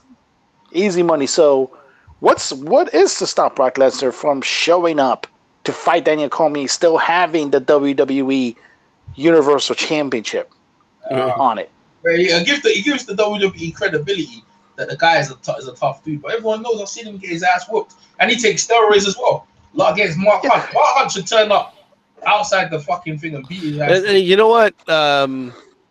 So much for UFC saying that they're taking this drug testing thing really serious and all this other bullshit. Because Dana White, I heard him earlier talking about how he beat Mark Hunt, but he did not bring up the steroid issue. Yes. And did the media do their job and bring that up, or is that? No, they're not going to bring it up. Dana White has a lot of the people that are in there in the press conferences. They know that they can't really speak too much in Dana White, or else he's going to ban them from the press conference. Yeah. Because he pretty much treats the business-wise. He treats UFC like the WWE. Yeah, like Vince. Yeah. Does. Yeah, well, he does. This is all I'll say, man. A lot of this stuff, to me, like let me just put it this way: if the commission, where was this fight held? Do you guys know? I have no idea. I'm not too sure. No, what state was it? I think this was Vegas. This was California. Yeah. Let me tell you something: California or Vegas, okay? Any commission in the U.S. I can't speak for commissions outside the U.S. If Lesnar is not fined by the commission for that push, it's a work. Like I'm sorry, it has to be. Well, that's what Dana White was saying. He fought the commission off. You guys know how much Bernard Hopkins got fined for shoving Wiki Wright? Who got shoved for who? Oh yeah. Oh no. Oh yeah. I remember that. I remember that amount. I think what was it, like 50, 60,000? Yeah, it was an outrageous amount. Yeah. Yeah. For a shove. Well, but. Yeah, and that was in that sense. The main thing that Dana White can do to get away from it It's just what he's been doing the whole time. You just say he's not a UFC contracted fighter, so he shouldn't be applying to those rules of the commission. Well, if you do that, then you're opening doors for people to say, "I'd rather just pay the $50,000 fine," and people start thinking, "No, this shit's fake," you know. Well, you already have people saying that this is fake. So many people are already saying like already now, like they had Cormier win because they wanted this Lesnar fight. Yeah, you could have done Stipe versus Lesnar. They definitely want Stipe to win. That Kevin Riley was there trying to say it would have been better for the UFC because he's younger to have Stipe. But I was like, what's he talking about, bro? Like, they might go with the winner wins, isn't it? Because we can't plan ahead. So, yeah. Hey, let's do some boxing. Because we got D-Styles boxing here. Andy Joshua, Eddie Hearn, Deontay Wilder. Like, I think I'm the only UK guy who probably is on the side of like Wilder's getting fucked over. They're fucking over Wilder, man. But listen to this. Let's talk about this. Let's talk about this because it's recent. The 2 dates. So Eddie Hearn has got 2 dates open up. I'm thinking Joshua's gonna fight 2 bums. What do you think? Well, okay. So do you know if the 2 dates is it 2 dates, like specific dates, or his next 2 fights have to be in Wembley? Specific dates: September and next year in August. I get all the emails from Matchroom. So. Can since you have the information, can AJ fight anywhere else in between those dates? No, AJ only fights twice a year anyway. So, no, but just hypothetically speaking, if he wanted to. Daniel Cormier just came to the thing. No, he's already fought because he fought already against Parker, and he's gonna fight in September. So what they do with AJ, they have him kind of fighting twice a year. Hey, by the way, really quick, speaking of AJ and speaking of Stipe wanted to box Anthony Joshua, really? Yeah, I know. I was just gonna say, that would have been a 1 minute fight, if that. Okay, he would have gotten knocked the hell out. Yeah. They talk about it now. Hey, have you got the link, Daniel? D-Star, I've got the link to the press conference. I could hear it though. I could hear it. Yeah, I'm watching it now. Me and my family. And one of my friends were going to leave to go to a show, and they wouldn't let him out of the restaurant because they said it was an active shooter in the area. So we're all on the ground with our kids and my whole family. We're like 60 people in there. And some of my sponsors from Oak Grove, some of the guys are like old military guys and FBI Special Forces guys. Bob Cook and Rosendo Sanchez, these guys, they ran towards where the shooters were. Because they said that they had a lot of them and they would have a chance to try to stop the person before they got to hurting anybody else. So where everybody else was on the floor scared, Bob Rosendo and the rest of those guys ran to exactly where the shooting started and even ran past the police. The police were there. They ran past the police into this arcade where the guy dropped his gun or something. So they those guys will go out there and protect not only me, but my family, and that's more important than anything. So I got guys that work for me and fight for me in the gym, but they care about my family, my wife and kids more than anything, and that showed last night that they're real true friends. It was at the Town Square. Yeah, the Town Square last night. Well, DC, as incredible as that scene sounds like, it was a pretty incredible scene in there tonight. Yeah. I imagine pretty emotional for you overall. I know it's all happening very quickly, but man, has it set in yet? Give us an idea of what this moment feels like for you. I can't really explain how it feels right now. It's such a Who's this guy's bodyguard? The transporter? Like, what the? Midget, man. The midget guy, the little midget guy, the little guy. Sounds like out of a movie, bro. Like, dude, Jesus. The little midget guy running like I look at him. It's tiny, but it's deadly though. Went down because I would never fight King. And I never would have done this tonight without him. And all the rest of my training partners. He's always picking up Cain Velasquez, man. Like fucking Cain ain't that good, bro. Has been to me is like, fucking no, like I don't understand. He showed me that. What do you mean Cain's not that good? Like how's he good? How's he that good, bro? Like Daniel's better than Velasquez. He won. I don't know, man. I don't know about that. Bro, he's Olympian. He's Olympian in wrestling. He's a better wrestler. I'll give you that. Yeah. He's better. He's Olympian wrestling. He won the Strikeforce Grand Prix undefeated. he moved down because he didn't want to fight his friend at heavyweight and became the light heavyweight champion and moved up to heavyweight. What has he got on his resume? Who's came in his resume? His resume's better. I don't know why he's got. I like Kane. I do like Kane, and I think Kane's good. He beat the shit out of Brock Lesnar. But fucking Kane was the champ for a while. Yeah, I know. But what happened to him? Like, he got fucked up, and that was it. Man. He had a bad back. I don't know if he'll ever be the same, but yeah, he's fucked up. But Daniel's fucking legit, man. Hey, that's his boy. He's not gonna shit his boy, but every time if you keep bringing that other guy up, man, over yourself, like you're a two-weight champion. All I know, Kane was the first ever heavyweight champion in any combat sport of Mexican descent. So I ain't gonna diss Kane. That's true. Nah, hold on. Latino said. What about Joe Maurice? Starts to hurt a little bit more. No, he ain't Mexican. Puerto Rican. Come on, EJ. That's like calling an Englishman an Irishman, you know? Hey, that's a big difference there. No. I'll disagree there. No. That's calling a Cuban a Puerto Rican. That's what that difference is. Yeah. You're right. Talk about England. We got through. Okay, it's like calling an Englishman Danish. I don't know. They're cousins though, man. They're all cousins though, man. England and Germany, they're all cousins. They're related anyway. Actually no. EJ will probably understand this best. It's like it'd be I call an Englishman French. There you go. They're related as well. Some of the whole family. Oh, we're all related, EJ. Europeans specifically. They're related. Here we go. Look. You talking about he's breaking them down. Early in the fight, we got into a clinch position, and you guys know one of my favorite positions is collar tie and uppercut. I mean, French players get players from all over the world in the World Cup, so I guess we're all related to the French. Going collar tie, uppercut, and then following it with a right hook. Yeah. And so after the first one, I think he tried to block the uppercut, but the right hook was coming. Yeah. And it landed beautifully. Last thing for me, fucked him up, man. On your career, but that's right. Stipe was anticipating the uppercut. He got hit with a hook. Yeah. So lay out for us. I mean, I know this just happened. Let's talk about Brock. I want to hear about Stipe. The bum. Talk about this work. I'm gonna take some time. My wife Selena and my kids, and we're gonna go do something, hang out a little bit, and then we'll decide. But I'm at a point now where it's gonna be very difficult to fight a bum, Curtis Blades, or a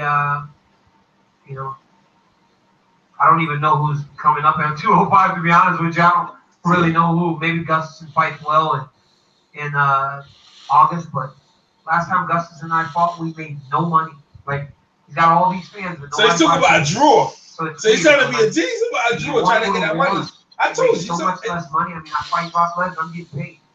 You know, so I want to fight fights that make sense. So this guy's going to have to be something very special to earn a fight for the 205. I said it right there. So I can fight again around March and be done. It's about the money, man. So of course you don't think. I mean, come on, EJ. You don't think they say that? You know how that all unfolded. How aware were you that he was going to be paid It was weird because like when I run sprints before every fight. We go out, we find a hallway, and I just bust out as many sprints as I can to get my heart rate up. As I was walking back into the arena, I see Brock Lesnar walking behind me. So I'm like, oh, what's Brock Lesnar doing here? You know, kind of like, oh, okay. Then when I'm in the octagon waiting for Stipe, he was standing there kind of grimming, like smirking at me. So I was like, oh, well, I guess Brock Lesnar's here to pick a fight. And so I called him out. And I've been knowing him for a long time. Come on now. Like, you didn't know why he was there, really. I will kick his butt when we fight. Yeah, and Dana mentioned that a little bit, that you guys have a history. Can you just describe your history? I've known Brock since 1997. That's why when he pushed me like that, it was very odd. I was like, yo, I saw Marty Morgan out there. You didn't see Morty. Last time I saw Morty, Brock was getting his face bashed in by King Velasquez. I was like, oh, Morty, you guys are back. Like, they're back in the game, you know. And I've known Brock and I wrestled in the 1998 junior college finals together. I was 197. He was the heavyweight champ. Then when he was at Minnesota, I was at Oklahoma State. So we wrestled each other twice a year at dual meets. Not against each other, but the team wrestled each other. And then when Brock was wrestling at WWE, he was always great to me and my family. We'd go to the matches. He'd take pictures with my kids. And I guess when it's you step in the octagon, like your emotions are raised a little bit. And Brock pushed me, and Rosendo pushed him, which was absolutely crazy. Rosendo was like 5'0". And but that's what my team does for me. I know the pro wrestling fan probably really enjoy. Come on, EJ. They know each other. Their families know each other. Hey, stage. They're idiots. Stay broke. You got a guy like Brock Lesnar in front of you. You don't go crazy on him. Are you crazy? When Brock decided to step in the octagon with me, he's a pro wrestler. He does fake fighting. So I'll do fake fighting with you until I put my fist up inside of your face. I'll do fake fighting with you, Brock, and then I'll punch you upside your head. So yeah. You guys call it fake online. I see a whole bunch of fighters. Oh, it's so fake. I don't want to watch this. Tune in and keep like lacing my pocket. You guys gotta get on board. These guys get on the microphone after their fights and say, yeah, whatever the UFC decides. Okay. That's your awesome, man. That's your awesome. Look, man, he's telling on himself, bro. He got a little too defensive about the whole thing. Like, come on, I don't do fake fighting. I'll do fake fighting until I punch over the head. Like, what does that even mean, right? So it's. We'll do other testing. We'll do testing above USADA to make sure this man's clean. Because I'm not going to fight him if he's cheating. I've done that on a number of occasions already. I don't want to fight him. Oh, boy. He's throwing shots at John Jones, bro. He just had to do it. Yeah. You knew he was going to do that at some point. You knew he was going to do that at some point. I mean, you kind of put me in a hard position, right? Because I can't really say much in terms of USADA because I'm not. USADA's been great to me. I've been in this testing program since 2001. But when you watch boxing, sometimes the guys do USADA testing and they do. So what do you want, bro? You're saying that in one hand he's saying that he's cool with USADA, right? Make sure he's clean. And then he's saying he needs something above USADA. What the hell's above USADA? VADA. Well, VADA's not above USADA. It's just a different organization. I'm sure they have a better reputation. Unfortunately, that's the main thing. They have a better reputation to now be able to than USADA. USADA's reputation gets tainted mainly because of Floyd. It's USADA's a lot bigger. Okay, it tests a lot more athletes. Kevin, you know, it's not even. It'll be prone to more media scrutiny, but still, you know. Back to 2000, when I was 15 years old, I went to the World Championships and got third. I was second in the NCAA championship. In the Olympic semifinals, I lost to one of the 10 greatest wrestlers of all time to finish fourth, and then to come and fight Jones and lose twice. You know, I've come up short in a lot of situations, but all those situations are earned. They don't say, well, DC, you're a great guy. We're going to put you in these big spots. I just have never been able to cash in. And tonight I was able to cash in, and it's just the most amazing thing. It almost feels like destiny. Like, we're going to wait till I saw more people saying than anything that I was going to get just demolished, and I was out of my prime. I'm not ready to compete. I'm like, how do you know how I feel daily? You don't know me, you know? So it felt like a culmination of an athletics career that spans forever. And I know people will say, why not get out right now on top, on the peak? But and nobody's saying that. Kevin Owens was out. Anything to do. I'm home at like 2 weeks after the fight. She's like, go to the gym. Because I'm like wrestling with her. So. Is there a chance, I asked Dana this question, but is there a chance that you would stay on beyond March? If let's say for the sake of argument, you defend the light heavyweight title and you're successful against Brock sometime next year, and then that other guy. He's not defending no light heavyweight title. He's gonna drop that shit. Consider another fight with him. I mean, I would if he's around, but I don't know if he's gonna be around. But honestly, at this point, does he even deserve it? You know, all these fights, and I hold the cards now. We have won the fight, but I hold the cards. I'm the one that competed. I'm the one that went up and did something that you were not going to do. You know, I went and fought the baddest man on the planet, the most successful heavyweight champion of all time, a great guy, a great champion, a guy that does everything the right way, and I won. So I don't know. I don't know if that's going to happen. And I will end with this. You know, you talked before the fight about potentially being the greatest fighter of all time, and you know, Mighty Mouse would be in that conversation. George St. Pierre, and of course, Daniel Cormier, man. John never actually lost in the octagon. I know you say his fight last year disqualified him, but he beat you in 2015 when he did not have that issue. USADA wasn't around yet, just to be okay. And I guess to end that question though, then to have a win over him, then you can make that argument. That I think that with this, I don't need him. Look, this tonight, right? For everyone that said you're a fake champion, you're not a real champion.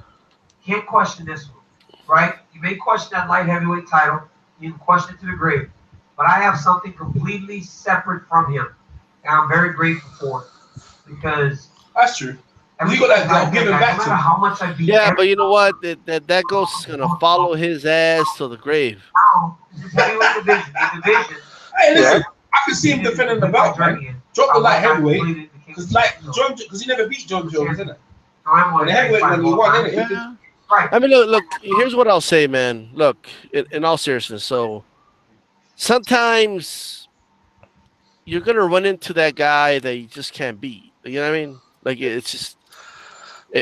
Could John Jones beat Stipe? I don't know. Okay, I do believe that styles make fights. Okay, and the reality is that John Jones did a lot of this to himself. He's been out of the mix for a long time, and that's that. You know. I still think he beats. He coming back and beats. Is homeboy asleep here? What's going on? Daniel. Nah. Daniel's breathing. Oh, yeah. That. Not yet. No. Yeah. Hey, I got John Jones coming back and he beats Cormier and he beats Stipe and he beats Lesnar. That's the one I want to see. I think he beats them. Well, what does the Lesnar win? Like he's talking about his legacy and I did this and that, but what did Lesnar win from? Yeah, but Lesnar might fucking beat him. What if Lesnar fucking chokes him out and beats him? What's the thing for Lesnar? No, what Lesnar does is just mainly you beat a guy that people know outside of UFC. That's all it is. No, but they're both wrestlers. As you heard, they are both wrestlers. Like he's like no one can tell him not to take that away, Brosnan. He's NCAA heavyweight champion. Like you can't. No one can take that away from him. But he learned how to freaking fake wrestling. No, it's not fake wrestling, not fake, but not physically know with his hands. So at this point, Daniel Cormier is more advanced than him, and he's been competing longer. But at the same man, I forgot to mention the following. But Daniel Cormier is a big fan of the WWE. Yeah. Okay? Yeah, go on. He just revealed that he knows Brock Lesnar. All right. Yeah. If you expect me to believe that two individuals that know each other, and then he expects me to believe that he noticed Lesnar was there, but he had no idea why. And Lesnar was backstage and he had no clue. And then he just happened to see him after the fight and he had no clue why Lesnar's there. I just don't believe that. Okay. These two are homeboys. They talk to each other. And they say, "Yo, push me in the ring." How do you know he's gonna win though? Well, if I win, push me after the fight. It's that's too much, man. No, I can't take that. Look, this is what Dana White said. He called him, said, "I want the winner." Then he said, "Yeah, cool." So they all wanted Steve Edge. Everyone wanted Steve Edge to win. So Cormier wasn't supposed to win. So he wanted Steve Edge. That's the one that I think that's the one most people wanted to see Steve Edge versus. So that's how you get a title shot, huh? In the UFC. Let's talk about Brock Lesnar. How he got his first title shot. Did he deserve his first title shot against Randy Couture? He didn't deserve that either. He came in, he lost against Frank Mir, and then he lost against Frank Mir, and then he got a title. Then I think he beat some guy. No. He beat Herring, who was a top 10 guy. He lost against Frank Mir. Then he beat Harry after. And then he went on to he kind of got a title shot. He got the title shot because I think the situation was that Couture was out. He was having contractual disputes with the UFC. There was actually a interim title fight between, I believe it was Frank Mir and the Brazilian guy. Yes. Yeah. I remember. Nogueira, Big Nog. All right. Yeah. Right. So, and then Couture finally fixed his issues with the UFC. Even though they had quote unquote stripped him of the belt, they just simply forgot about that whole situation. Gave the belt back to the guy. All right. And they needed an opponent and they got Lesnar. That's how that fight happened. Yeah. And then the unification was at UFC 100, Mir Lesnar. Yeah. What Well, he didn't deserve. We all know what happened there. Over there, yeah, it was fucking hilarious. That was beat the shit out of him, just pinned him and punched him up. If he ain't gonna do that to Cormier, well, no, if Cormier ain't gonna sit there and let him roll on him and punch him up, that ain't gonna happen. But let's go ahead and talk this. I know we were gonna touch on that, the 2 dates and all that with AJ and. Yeah, the 2 dates. Fighting bums, man. 2 days to fight the bums, man. Actually, go fight 2 bums. So who do you think he's gonna fight, EJ? Who do you think he's gonna fight? He's gonna fight probably Dillian White. You know what I mean? Dillian White will probably be in September. Again? Yeah, that's what I'm thinking, right? And why he already fought Dillian? So he's already. So EJ, you're saying then you're confirming that he's dropping the WBA belt? Probably. Yeah, probably. Because the thing is, yeah, they got 2 days. He's already got 2 days, right? There's no way. There's no way the WBA is gonna give up that moolah, that money. No, in England, yeah, you can. When you got the 2 dates, you can sell the tickets in advance. You know, and it's just on the card. That's what you do, though. So already, why would the WBA give up that money, though? The WBA don't. Look, I'm the spec. This is what I think. He's gonna fight a bum. All right, let's go for a fight. Say he's gonna put Povetkin in there. Let's say he's gonna put Povetkin in there in that date. This Povetkin, Andy Joshua versus Povetkin. They can sell it. Povetkin don't really say much. It's a dangerous fight. All right, Povetkin in there, and then you'd like Wilder in August. That's what you'd like, right? But the bottom line is, Eddie Hearn doesn't do what we want him to do. So I know what he's up to, and I knew when he fucked over Kell Brook's career, and he's gonna do the same with Joshua. This is what I'm trying to say. Like, it's even to you, he's saying it. They're like, EJ, how can you say that? But I know Eddie Hearn does these sort of things. I know his patterns, right? They don't want to put Joshua in there if anyone's gonna beat him. They're gonna give him Dillian White. Dillian White's gonna fight.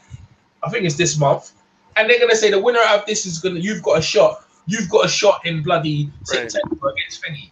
That's what's gonna happen, man. And then whether it's Parker, it's a wrap, right there. Yeah, but if Parker wins, they give Parker a rematch. Why not? Why not give Parker a rematch? Give him a chance to get his belt back. It's just. I could see a Parker rematch, but I mean, would you really want that? It was a pretty uneventful fight. I don't want to see that. I don't want to see that. I don't want to see the Dillian White. I don't want to see the Parker fight. I'm pissed off, but this is Eddie Hearn. Eddie Hearn's doing it. Like AJ protectors or whatever people call. That's the bullshit. Eddie Hearn's the one, yeah, doing all these things. That AJ is gonna do what Eddie Hearn does because Eddie's made him a millionaire. And Eddie Hearn, you're not gonna. If someone's made me a millionaire, I'm not gonna tell him stop making me a millionaire. You see what I'm saying? Like Joshua doesn't understand yet his credibility. But in England, to be fair, Joshua can fight anyone. These stars, he could fight you and Daniel together, and no one and everyone's gonna be happy. Like in England, Joshua can't do no wrong. Outside England, i.e. in America, you guys are good. Oh man, he's fighting these bums and this, that, the other. Like when Joshua fights, everyone watches. The whole bloody country watches his fight, and they rarely get disappointed. The last fight was disappointing because he didn't get a stoppage, yeah, and Parker went the distance. But AJ always delivers, isn't it? He always gives you a knockout. And these fights are always exciting. It's like Wilder, but AJ is on a bigger stage and he gravitates and gets more money. Like people pay money to see an AJ fight. The women love him, bro. Like women are obsessed with him. Like obsessed with him. They talk about him every day. So AJ can do no wrong over here. So he can fight. So that's why I said he can fight them. He can fight Dillian White. He can fight anyone. Fight a bum. I hear you. Tyson Fury. Hey, you know what? Tyson Fury next year. That's what's gonna be. Does Tyson Fury get that type of love in the UK? Yeah, he does. But if you think about it, right? So you get Dillian White in the first date, and then whatever, drop a belt, and, you know, the thing you think England, the UK fans gonna care that he dropped a belt? They don't give a shit. Go out, drop a belt. We couldn't come to a race. We couldn't come to. Anyone's gonna say, we couldn't come to an agreement, so we dropped the belt, right? Then you put Dillian White in there, AJ beats him, and then you bring in the bum Tyson Fury next year. That's what you do. Because you remember, they don't want to fight no real competition, but you just want to fight people that not the average person. Because Dillian talks so much shit that the average guy's, he must be hard. And Tyson Fury, but they ain't got no shot of beating AJ. So the AJ train continued. That's what I think. That's what the 2 dates are gonna be. I mean, it just came to me right now that it's gonna be Tyson Fury. The Tyson Fury fight is big. That Dillian fight will be big as well because Dillian talks enough shit, man. And remember, if Dillian gets past Parker, let's say Dillian knocks out Parker and AJ went this was Parker. You think they couldn't sell that? Let's sell that well, man. They could sell that. It'll sell. No. I'm not gonna disagree with you. Yeah. But it doesn't sell. The problem is if you're really trying to make AJ a real global name, you can't just make fights that are only relevant in the UK. England don't care, man. In the UK, we don't care. Like, we don't care. You get into the point where it's like Hulk Hogan. You know, Hulk Hogan. It doesn't matter Hulk Hogan, Kamala. It didn't matter. Like back in the days, it didn't matter Hulk Hogan. Yeah, but EJ, look. All right, let me ask you a real serious question. Right? Yes. What's bigger? Okay. Yeah. Right. Playing in Wembley Stadium, all right, or the World Cup. What's bigger for the national team in England? Playing the World Cup. The World Cup. England playing in the World Cup or Joshua? The World Cup. the World Cup's bigger, right? So being a world superstar, I would believe it should be a goal rather than just being big and just in England and in parts of Europe. I think that's what I think. Let me show you something, right? See the Wembley Stadium, right? Wembley. Wembley Stadium, right? The last time they had a fight in there, right, was Joshua and Klitschko, right? That stadium, right? It didn't sell. Now they're looking to sell. It wasn't sold at the whole thing. I think it was like 90 something. Now they're looking to 100,000. They're looking. This is a massive event, man. Like the whole of London, like practically around Northwest London, come to a stop, and then whoever he fights in that venue, it's gonna be chock-a-block, man. Like it's gonna be crazy. Like it really is. No, I get that every event Joshua does in the UK is a big event. You don't have to sell me on that. I get it, right? It's like the Beatles all over again. I get it. But my thing, right, is that at the end of the day, first of all, the heavyweight division is not loaded, right? So let's use Pacquiao Mayweather as an example, right? That's a fight we all wanted to see for a long time, and it took a long time to make that fight happen. And I believe that fight happened years too late, right? But the luxury that they had is that they actually had other fighters they could fight. They had pretty, they were just separated by 7 pounds or so per division. They could, go up a weight class, down a weight class. That they had that luxury, right? AJ and Wilder don't have the luxury of a loaded division whatsoever. There's only so many fighters that could fight and keep fighting. So at some point, even the UK is going to be like, we've seen this movie already. Like how many times can you sell people on fights that just aren't that intriguing? No. Dillian White and AJ is intriguing. Bloody intriguing. They can't stand each other. It already happened. I know. Okay, no. EJ, you have to think about it. Like I said again. I don't want what makes it intriguing outside of the UK? What makes it intriguing outside of the UK? Not this England doesn't care stuff. No, you don't. What makes it intriguing outside of the UK? You don't understand me. I don't want these fights to happen. Remember again, I'm filling the dates. What Eddie Hearn might do. I don't want these fights to happen. I want him to fight Povetkin and Wilder. I don't want it to happen. I want him to fight Wilder already. Okay, let me ask you this. I agree with you, but what I'm saying is that Eddie Hearn may do this. Not like I wanted to do. I understand about all that other stuff outside. I mean, he's fighting America. But that's the stuff he made. EJ, what's bigger, EJ? The World Cup or the Super Bowl? Listen. I already told you. He should be fighting outside America. He should be fighting Wilder. So I don't know what to say. Like, that's not the sort of fight I want anyway. But that's what he may do. So. Well, I mean, isn't Hearn a businessman? Doesn't he want to maximize the amount of money he's making? He's making a lot of money in England. Just staying in England, bro. That's what. Like, yeah, but does he not want to make more money? Is what I'm asking. Klitschko was making how much million? This is the thing, right? The Klitschko did it as well, right? And AJ learns from the Vladimir, whatever. Yeah, no, not necessarily. The Klitschko still fought in the U.S. Yeah, you know what? You're absolutely right. Right, he fought. But right, the minute Eddie Hearn is just holding it down and controlling it. That's what this is about. It's about controlling it, controlling our brand. Look, let's go back to the 50 mil. Yeah. So AJ said the only way he'd make the fight is bring the 50 mil. Wilder brings the 50 mil. We all know the 50 mil because yeah. And then Adrian comes out, oh, we worked so hard to keep it the UK, well, but he knows the money's legit. So AJ didn't come out. So why are you not off taking the money? It's the biggest money that you've ever got. And any heavyweight, you pick that in the background. Daniel, you used to mute yourself, right? In the background. No, I'm done. No, yeah, I was done. Sorry, I had to move around a little bit. All right, so it's his biggest ever payday, but yet why are you not taking it? Yeah, oh, because we want to control things. So then Eddie Hearn comes back the counter offer, but yet that was offer that was bigger than Agent when he's offer. So why are you taking it? Because they want to control things. That's what this is about, controlling the boards. They've done this, yeah. They've got the belts to control the board, and then Wilder wants the fight because Wilder has one of the belts, and they try to make it. The thing is, Eddie Hearn doing a terrible job of making Wilder look small. He's doing a terrible job because all it is building Wilder's profile. Because and people want the fight. It's like a raging necessity. Everyone wants that fight. That's the fight everyone wants. We want it so bad. People are so frustrated and foaming at the mouth. But anyone want to give us that fight. That's why, right? And I said this when he got Kell Brook. I guess what I'm trying to get at is why not? Why doesn't he want that fight?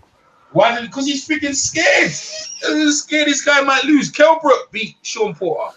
I said everyone. He's gonna fight bums. Everyone, what do you mean? Eddie was getting, we're gonna fight Marquez. We might even fight Pacquiao. This is Eddie Hearn, you know. We might even fight Pacquiao. We can do what we want. Who did he fight? Kevin Bizier, Jojo Dan. And then when he had Jesse Vargas there to get another belt, we don't want to pay that sort of money. And then what did he do? He pushed that bloody guy. I was at all these press conferences. He pushed Brook in there with Golovkin and got his eyes popped out.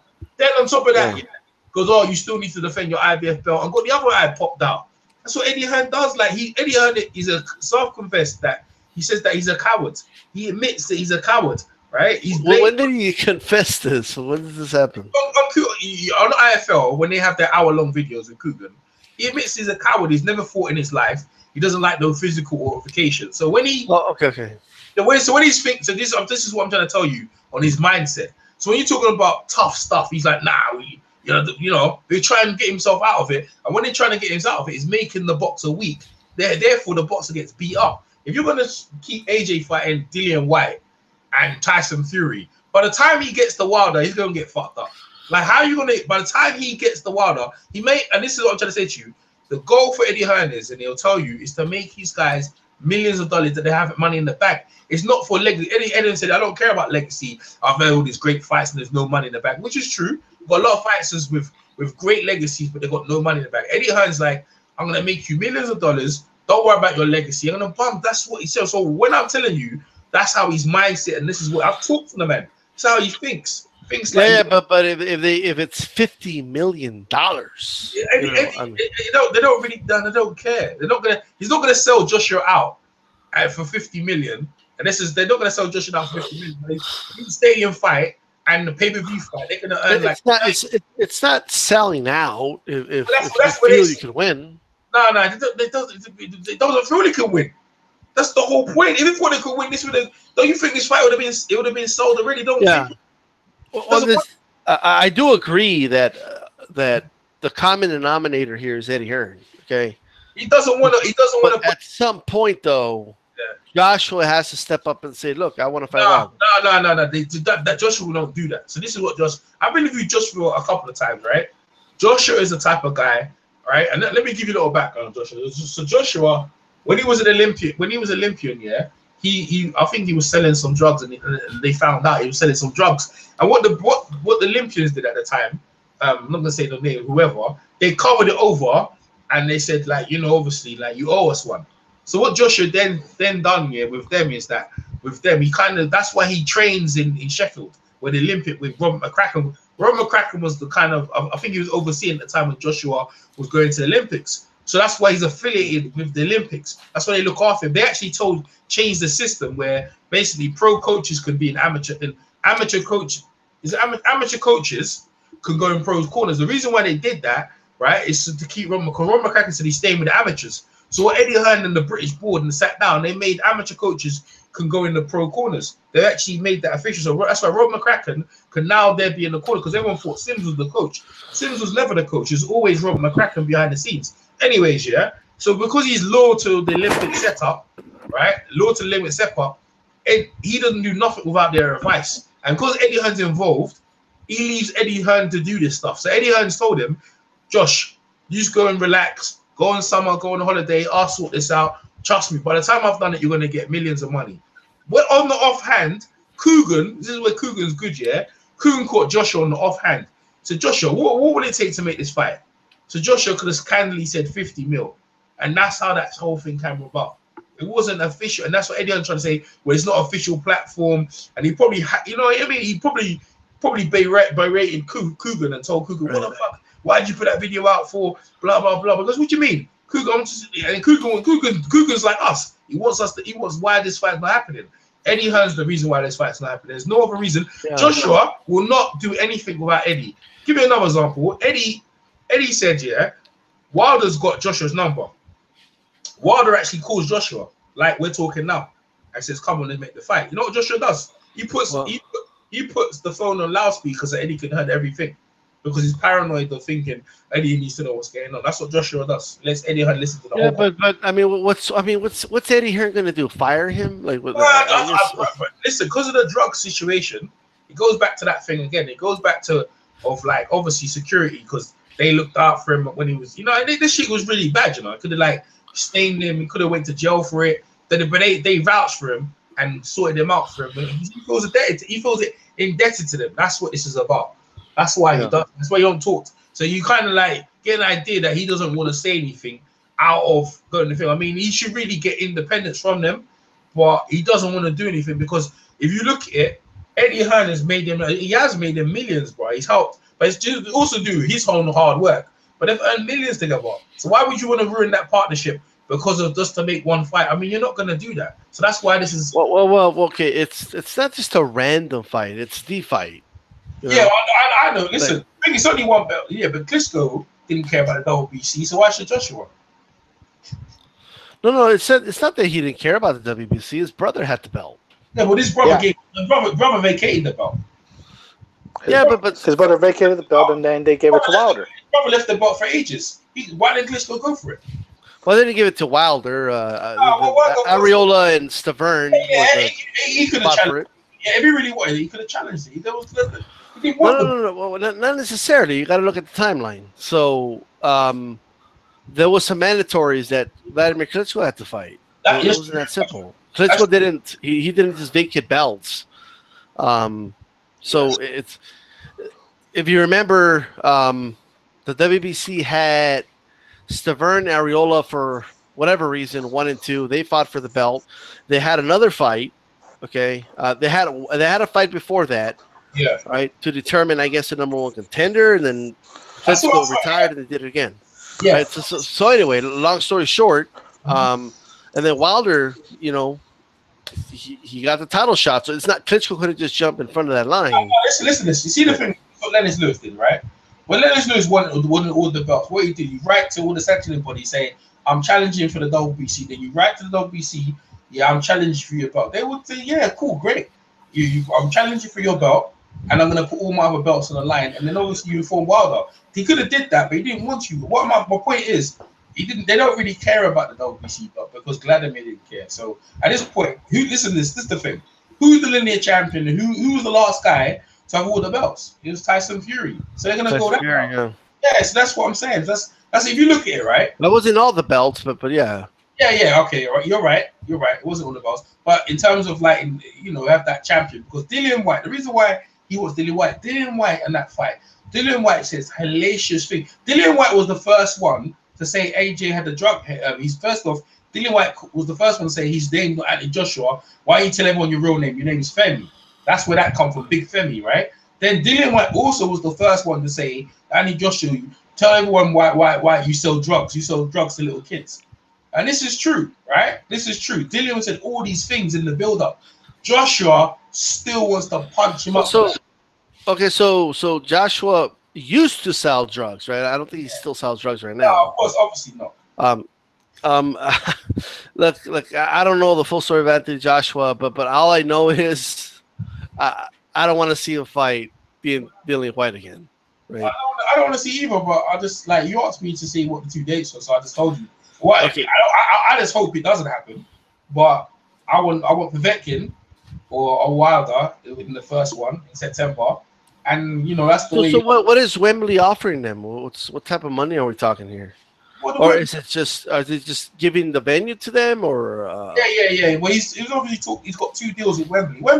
Wembley's the our marquee in England, right? It's our marquee stadium because Tottenham, my home team, they had it the whole of last season, right? Because their stadium was getting redone. So now obviously Tottenham's got their own stadium, so they can go back in there. So now the stadium's vacant. So now Eddie Hearn could move in September and start filling it up. I mean, to put a boxing event in that sort of stadium. So right now, there's no team that has Wembley. No. Not Tottenham had it last season. No, it's only for like they use it for concerts. They use it for like big like if England's playing to qualify something, they use it for that. Other than that, no. But Tottenham was the first team to have it. Well, what was England? What was Wembley created for? Wembley it's the capital stadium of the country. It's created for our biggest events, the biggest ever events in the country. All right, gotcha.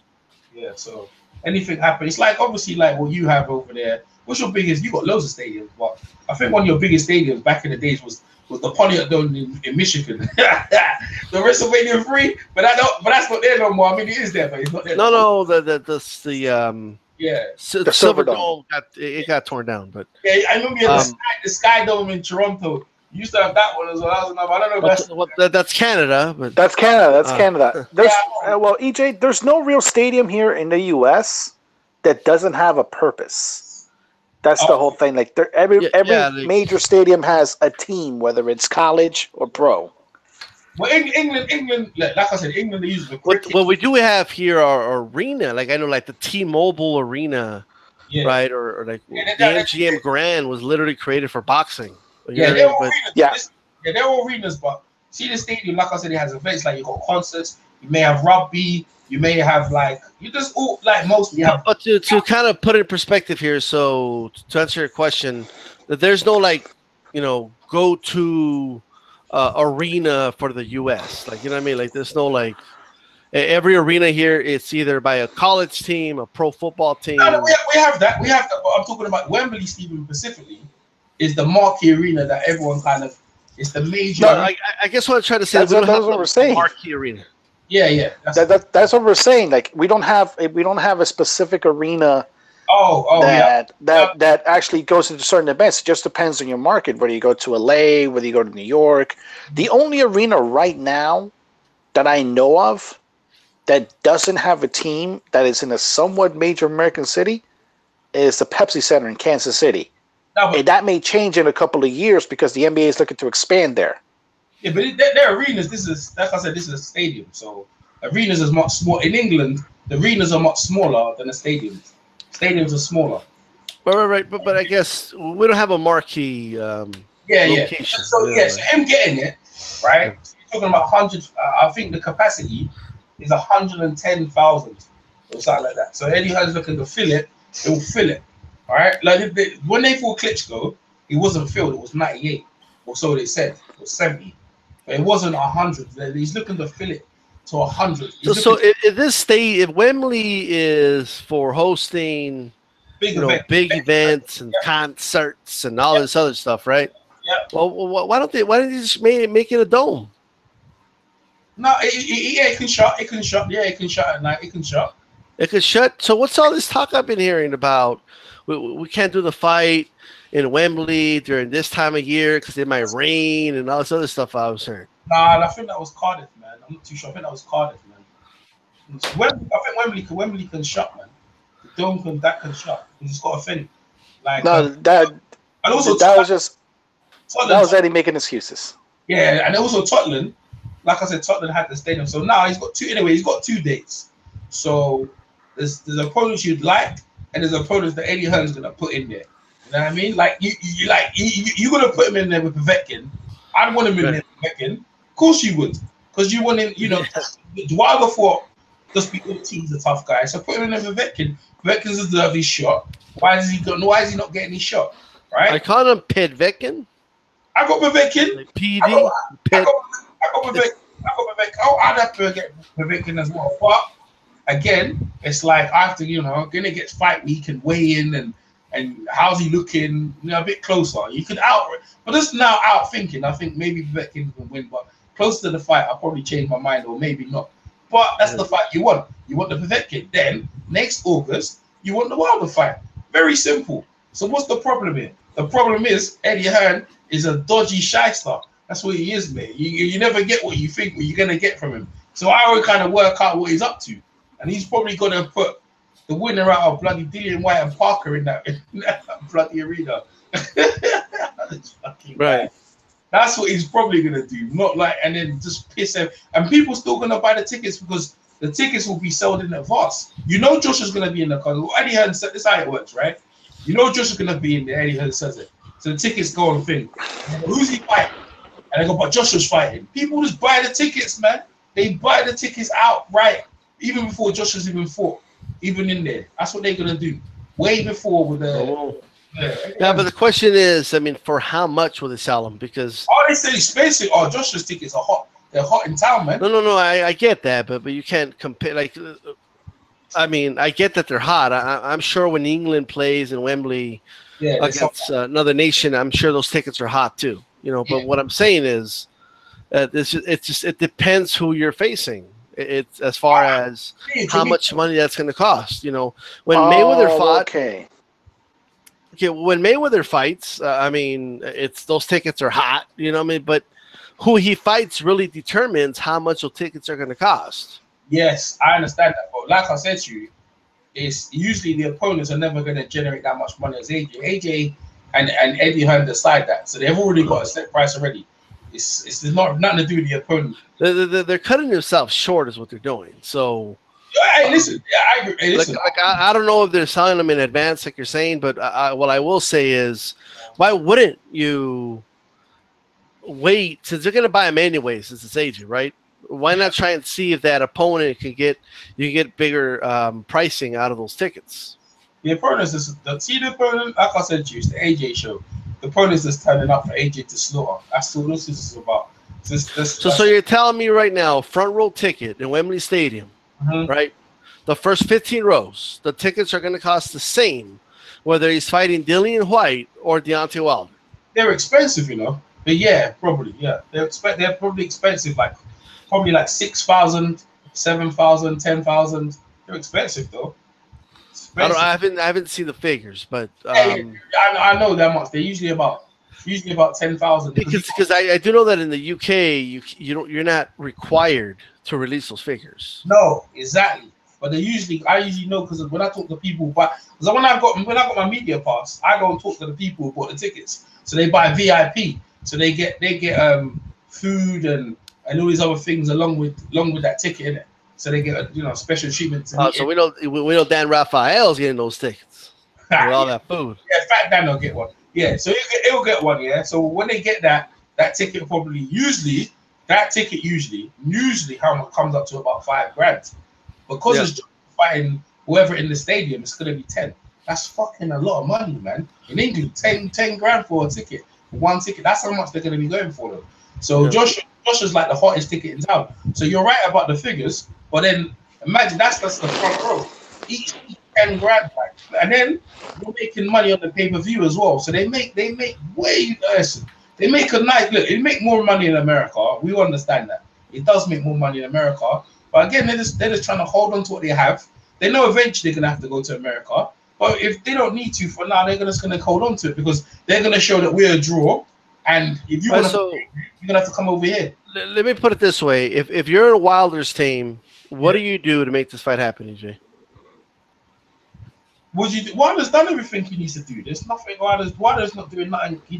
Wilder's done everything he can. He's bloody put offers in and he's accepted the fucking low end of the shit. There's nothing. They don't want the bloody fight, man. They don't want the fight. We agree. No, they don't want the fight. I mean, what the fuck, man? The man's done everything. He's just, you know what I mean? He took the low end.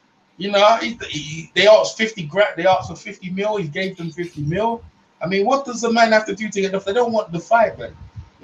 Well, when I say they don't want the fight, right? Eddie Hearn talks for AJ, so Eddie Hearn doesn't want the fight, and if he wants the fight for whatever reason, and the thing is wild. He said, "I only give you $5,000," and he said $7,000, right? And I was like, so it'll be his biggest ever payday and all that rubbish, whatever. I was like, yeah, all right. So you're gonna give her that. Wilder accepts it, and then every time he accepts something, they keep moving the goalposts. 17, yeah. Yeah, like what's the Wilder gonna do? I mean, they don't want the fight. I mean, the man doesn't want the fight, man. The man doesn't want. That's why he gets angry. So Wilder gets so angry and so pissed off, yeah. But Shelly Fink understands, yeah, that what's going on with what's going on. I mean, all the name calling from Eddie Hearn, it's like you just call a name calling because you don't want the fight, man. You know, when I met Eddie Hearn, I said to him, "Are you gonna make the Wilder fight?" He goes, "Yeah, it could happen." I go, "When it can happen?" He said September. He did tell me that, man. Well, and I said to him, "Are you sure? Is that Daniel sleeping?" No, I think so. All right, I goes. He says to me September, October, right? And I said to him, "Are you sure?" He goes, "Yeah. Look, if they want to fight, listen. At the end of the day, yeah. AJ's a star here. Wilder, no one knows who he is, and I didn't say nothing to him at this point. I wasn't going to argue with him, all right? But no one is going to go September because all I wanted to hear is the fight going to be made, all right? That's all I cared about at that point, right? Yeah. But now when I hear all the bullshit, and I was like, "Fucking no, you're not." Listen, I'm not stupid, right? This fight is not complicated. There's a lot of contracts come over, and I've seen fights done in a week. Like the Parker fight. Let's think about Parker. How did Parker get the fight? Parker had to fight AJ, or he would have been fighting Povetkin. And they said, "Fuck that." So what they did, what they decided to do, they started insulting AJ, saying he's got a dodgy chin, we've got some footage of him. And Eddie Hearn found it amusing. And so Eddie Hearn said, "Oh, okay, let's have a meeting." Had a meeting with him. And then within a week, they had that deal sorted in a week. Yeah, they filled it out right away. Yeah. Exactly, within a week, right? Because he realized, well, Parker hasn't really done anything. It's another belt on the line, and and they looked at him, and obviously he sits down with AJ, sits down with McCracken, and they looked at him, AJ, what do you think about him? What do you think we could beat him? Because well known from the Olympics, he's not really done anything, and yeah, we could beat him. But when they look at Wilder, you see Mark Breland. Right, and you see the knockout. He's unorthodox, bro, and he's got them punches that AJ might get caught with. And like, you know what? He's a bit dangerous. Yeah, he said, "You know what? Let's avoid him."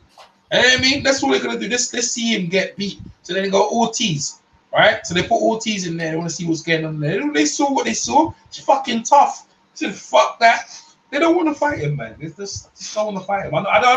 Eddie Hearn is gonna, and Eddie Hearn has told AJ. Categorically, do not answer no questions about it because it's going to make you look bad. So what we're going to do, I'll answer all the questions. So if they want to pick on me, that's fine. But I can't have you talking to the media because if you talk to the media, you know, eventually you're gonna say, because you know, under everything, AJ is an honourable man. He's very honourable. If he says something, he usually backs it, right? In terms of if he said, he said he wants to fight, but at the same time, Eddie's telling him something else. Oh, they keep changing this and changing that. So at some point, AJ will have to say, "Well, look, I want to fight Eddie. Let's sort it out." I mean, he's got dates, but the dates don't mean shit. They just don't. You know what I mean? So check it out, man. I gotta go, but it was good talking to you. Hey, we're gonna catch up and do some wrestling together, man. Yeah, for sure. Let me know. Yeah. And Game of Thrones. When's Game of Thrones coming back up? 2019. Next year. 19? Next year, EJ. Yeah. Oh man, that's too long, man. Yeah, I agree. Well, I think they're doing double the episodes because this is supposed to be the final season. So yeah, is this the final season? Yeah. I ain't do predictions, man. I bet Daenerys fucking her uncle, isn't it? Was that a nephew? Yeah, her nephew. Yeah, that's true. Her nephew. Yeah. That's gonna be interesting when they find out. Tyrion looked. I don't know what the fuck Tyrion's up to. Tyrion looked like he do some fuck shit. He might just. I don't know what Tyrion. He looks dodgy, sniffing around. He is a Lannister, so. Well, I don't know, man. Well, guys, I gotta roll out. All right. Nice one, D-Stars. Good catching up. Yeah. Peace. All right, I gotta get some rest too, man. You be easy. All right, man. Take care, bro. Peace. Well, everyone's gone. I'm still here. Let me see what people are saying on the net before I bounce. I guess I must have burned everyone out, man. AJ Wilder stuff. Oh dear, oh dear, oh dear. That was D-Styles boxing. Make sure you sub. And that's Daniel Cormier. Make sure you sub to him as well. My man. Oakland Nation, man. So Daniel Cormier becomes a two-weight champion. I don't think the media likes it, bro. But there's nothing they can do. You know what I mean? Steve, man, they love the hype that them dudes up, man. Brock Lesnar's gonna get punched up as well. He ain't beating no Cormier. Tell you that for now. When Cormier grabs one of his legs, yeah, it's a wrap. Oh man, Daniel Cormier, man. Everyone's talking about the push from D-Star we was talking about. It's a work, you know. So okay, Cormier has to say. Steve Age. Oh, Cormier's talking for a minute, man. He's talking for ages. Did he talk for that long? He didn't talk that long. That's the whole press conference. Okay, here's Cormier. Here's some of what Cormier was saying.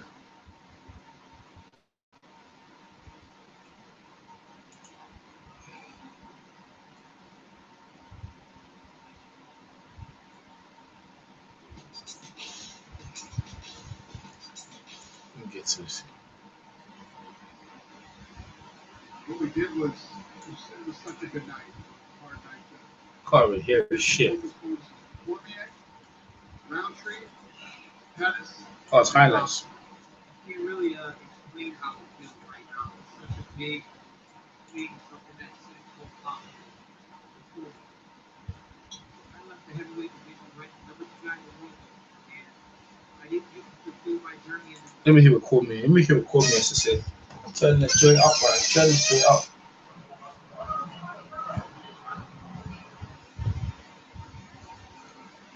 The flaws in this game a little bit, then comes back and has the champion, boy. Steve years old. Things start to hurt a little bit more as you age. You guys ever think about, like, I'm 39 years old and I just did this. This is the craziest thing in the world. Can you talk about how the fight was playing out in your mind? Because, I mean, obviously he's a big guy and hits hard, and he was having some success as well. Yeah, you know, when we fight, we try to get the guy's timing. So that's kind of what I was doing, like seeing how he hit, seeing how fast he was and everything. And, you know, he took me down and he tried to punch me and I was getting up. And you know, it all hurts. You know, Stipe's a big, strong guy. He's a great champion. But it wasn't anything abnormal. You know, like, I was like, wow, he hits hard, but not abnormally hard. So when I figured that out, I kind of got a bit of his timing and kind of figured that it wasn't going to be one punch that kind of slept me. I was like, okay, now I can start to go forward, march into him, and try to get into the clinch. And that's what I started doing, and I started having success there. You know, hitting him with the jab and hitting him with a couple right hands. And then early in the fight, we got into a clinch position. And you guys know one of my favorite positions is a collar tie and uppercuts. Well, I'm sure they planned for that. But Rosendo and I have been working on going collar tie, uppercut, and then following it with a right hook. And so after the first one, I think he tried to block the uppercut, but the right hook was coming, and it landed beautifully. Last thing for me, I mean, you put this deadline on your career, but you know, you told Fox that, hey, you might want to defend the light heavyweight title. Dana said he's okay with that plan, you know, while you wait for Brock to be eligible. So lay out for us. I mean, I know this just happened and you're enjoying the moment, but lay out for us the fights that are going to happen for you to close your career. I'm going to take some time first. I'm going to go spend some time with my wife, Selena, and my kids, and we're going to go do something and hang out a little bit, and then we'll decide. But I'm at a point now where it's going to be very difficult to fight a Curtis Blades or a, you know, I don't even know who's coming up at 205, to be honest with you. I don't really know who. Heard this already. It's just the most amazing thing. It almost feels like destiny. Like, we're going to wait till you're, if it's past that date, I'm not doing it. And you mentioned wrestling Sanderson 6 times in college, the Jones fights. Chasing to do something great. Was that the thing that had been driving you to now? It's my whole life. I mean, it's my whole life. I represented Team USA for the first time when I was 15 years old. And that's what I've done my whole life. I said this on a few occasions this week. I've lived in these moments, you know, these big fights, big stages for wrestling, big sports moments, and I just try to, like, 16, you know. I just really try to do my best, to be honest with you. I get nervous, I get scared, I don't know if I'm going to win. I just go out there and try to do my best and let the chips fall where they may. I'm going to go out there and fight everybody. I'm not afraid of anybody. I feel like my skills match up with most people. And I'll just go fight. I'll just let it all fly. And that's what I do. And it's worked 21 out of 23 times. And I think that's a pretty good percentage. DC, to your left, you said that you saw Brock Lesnar, you weren't expecting him. So what do you think you would have said after the fight had Brock Lesnar not even been a part of the picture? If he wasn't here tonight, do you know what you would have said or what you were thinking of saying? Yeah, I would have said, Bob, Joe, I don't know, you know, and because I was feeling exactly that until I saw him. I was like, okay, I need to tell this guy something because he's obviously here for a fight, but just be forever grateful and thankful for the opportunities the UFC has given me. Thank Dana White and the fans that support me. I love them and tell them I appreciate them not giving up on me, even in my darkest moments. Say I love you to Selena, my son Daniel, and my daughter Marquita. Wow. Tell my mom and dad I love them. Those types of things. So in essence, Brock Lesnar stopped me from crying in the octagon again. Yeah, crying, man. Yeah, so yeah, he kind of distracted me from saying all that stuff, and that would have made me cry again. I don't need to be another meme. You say there's no other 205ers out there that are standing out to you to be next. And Volkov was here. He weighed in, so obviously he's thought of as a high contender. Won't fight him. Okay. And Not a big enough fight. Lewis got a win, was the prettiest win, but not a big enough fight. So it's Lesnar, and that's it. It's going to be Lesnar or a guy like Miocic, Jones, big fights. Yeah. Does that mean you will relinquish the light heavyweight belt sooner rather than later? Like that. If Gustafsson does something very special, I will fight him again because he's been acting like he won the first fight. Okay. Gustafsson can get it. Thank you. Okay. Daniel, DC, it was right here. It was great watching you celebrate with your team in the octagon. It was great watching you celebrate with your family. As we were walking over here, we saw your kids holding each one of your belts, which was a great visual. But have you had a chance to talk to Cain yet? Yeah. What was that like, and what did Cain say to you? Cain Velasquez was in the back because he always comes to the fights. He sits in the back with me warm up. He walks with me to the staging area when I go to walk to the octagon. He hugs me and then he turns around and he goes and he watches from the locker room. And when Jones was finishing me last year, he ran from the locker room and started yelling at John McCarthy because he thought he took too long to stop the fight. So he cares, man. He came to the back and I don't want to like ruin the aura of Cain Velasquez, but he looked like he was crying a little bit. But he said he was so proud of me and he knew I was going to do it. And I told him, thank you, because without him, I never could. I mean, people think that people get a little sick of our relationship publicly, you know? Yeah. But he's one of my best friends. He's one of the best people you could ever meet in your entire life, man. He is a great human being. It's unbelievable. And he was very proud of me today as he saw me when I walked into the gym 9 and a half years ago. Like, wow, this is how far you've come.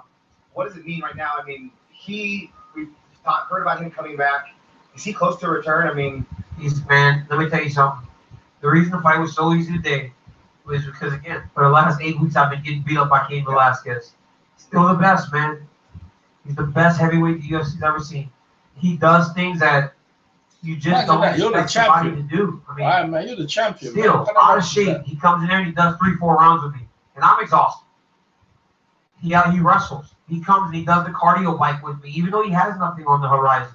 He just wanted to make sure that I had the best opportunity to win this fight, so he helped prepare me for it. All right, last question.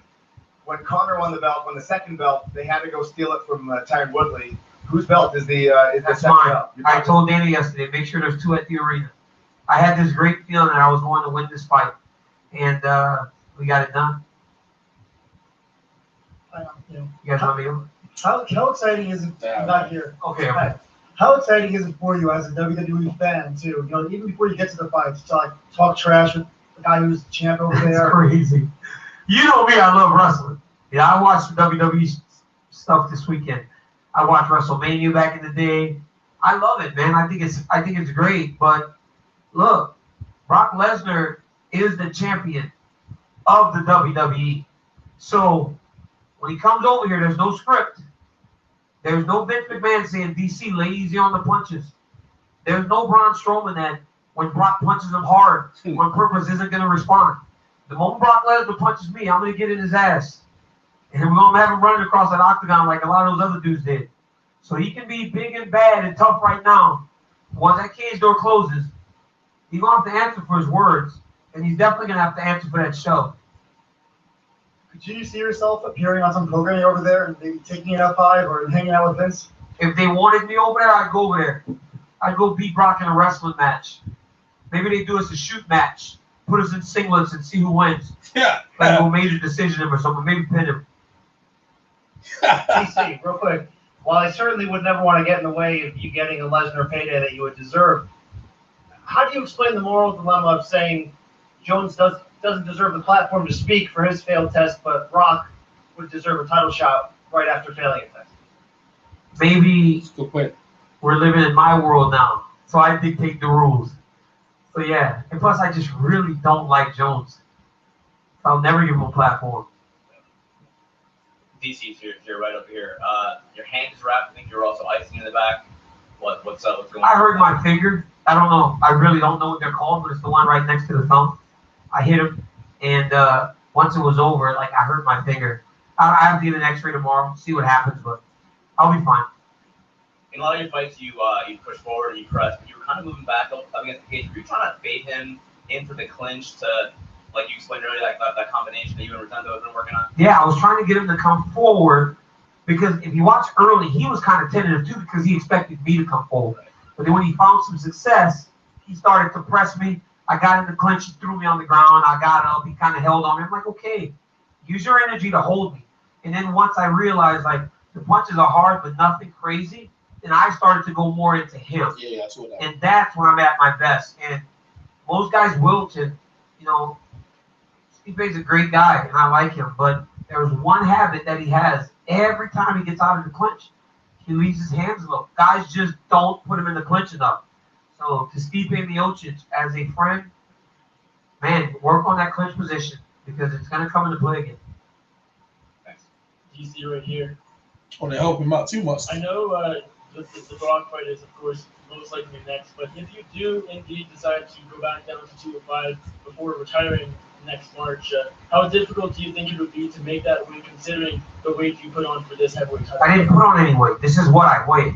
You know, I weighed. I saw somebody say, someone texted me on Twitter, you gained 40 pounds in 6 months. I'm like, no, I didn't.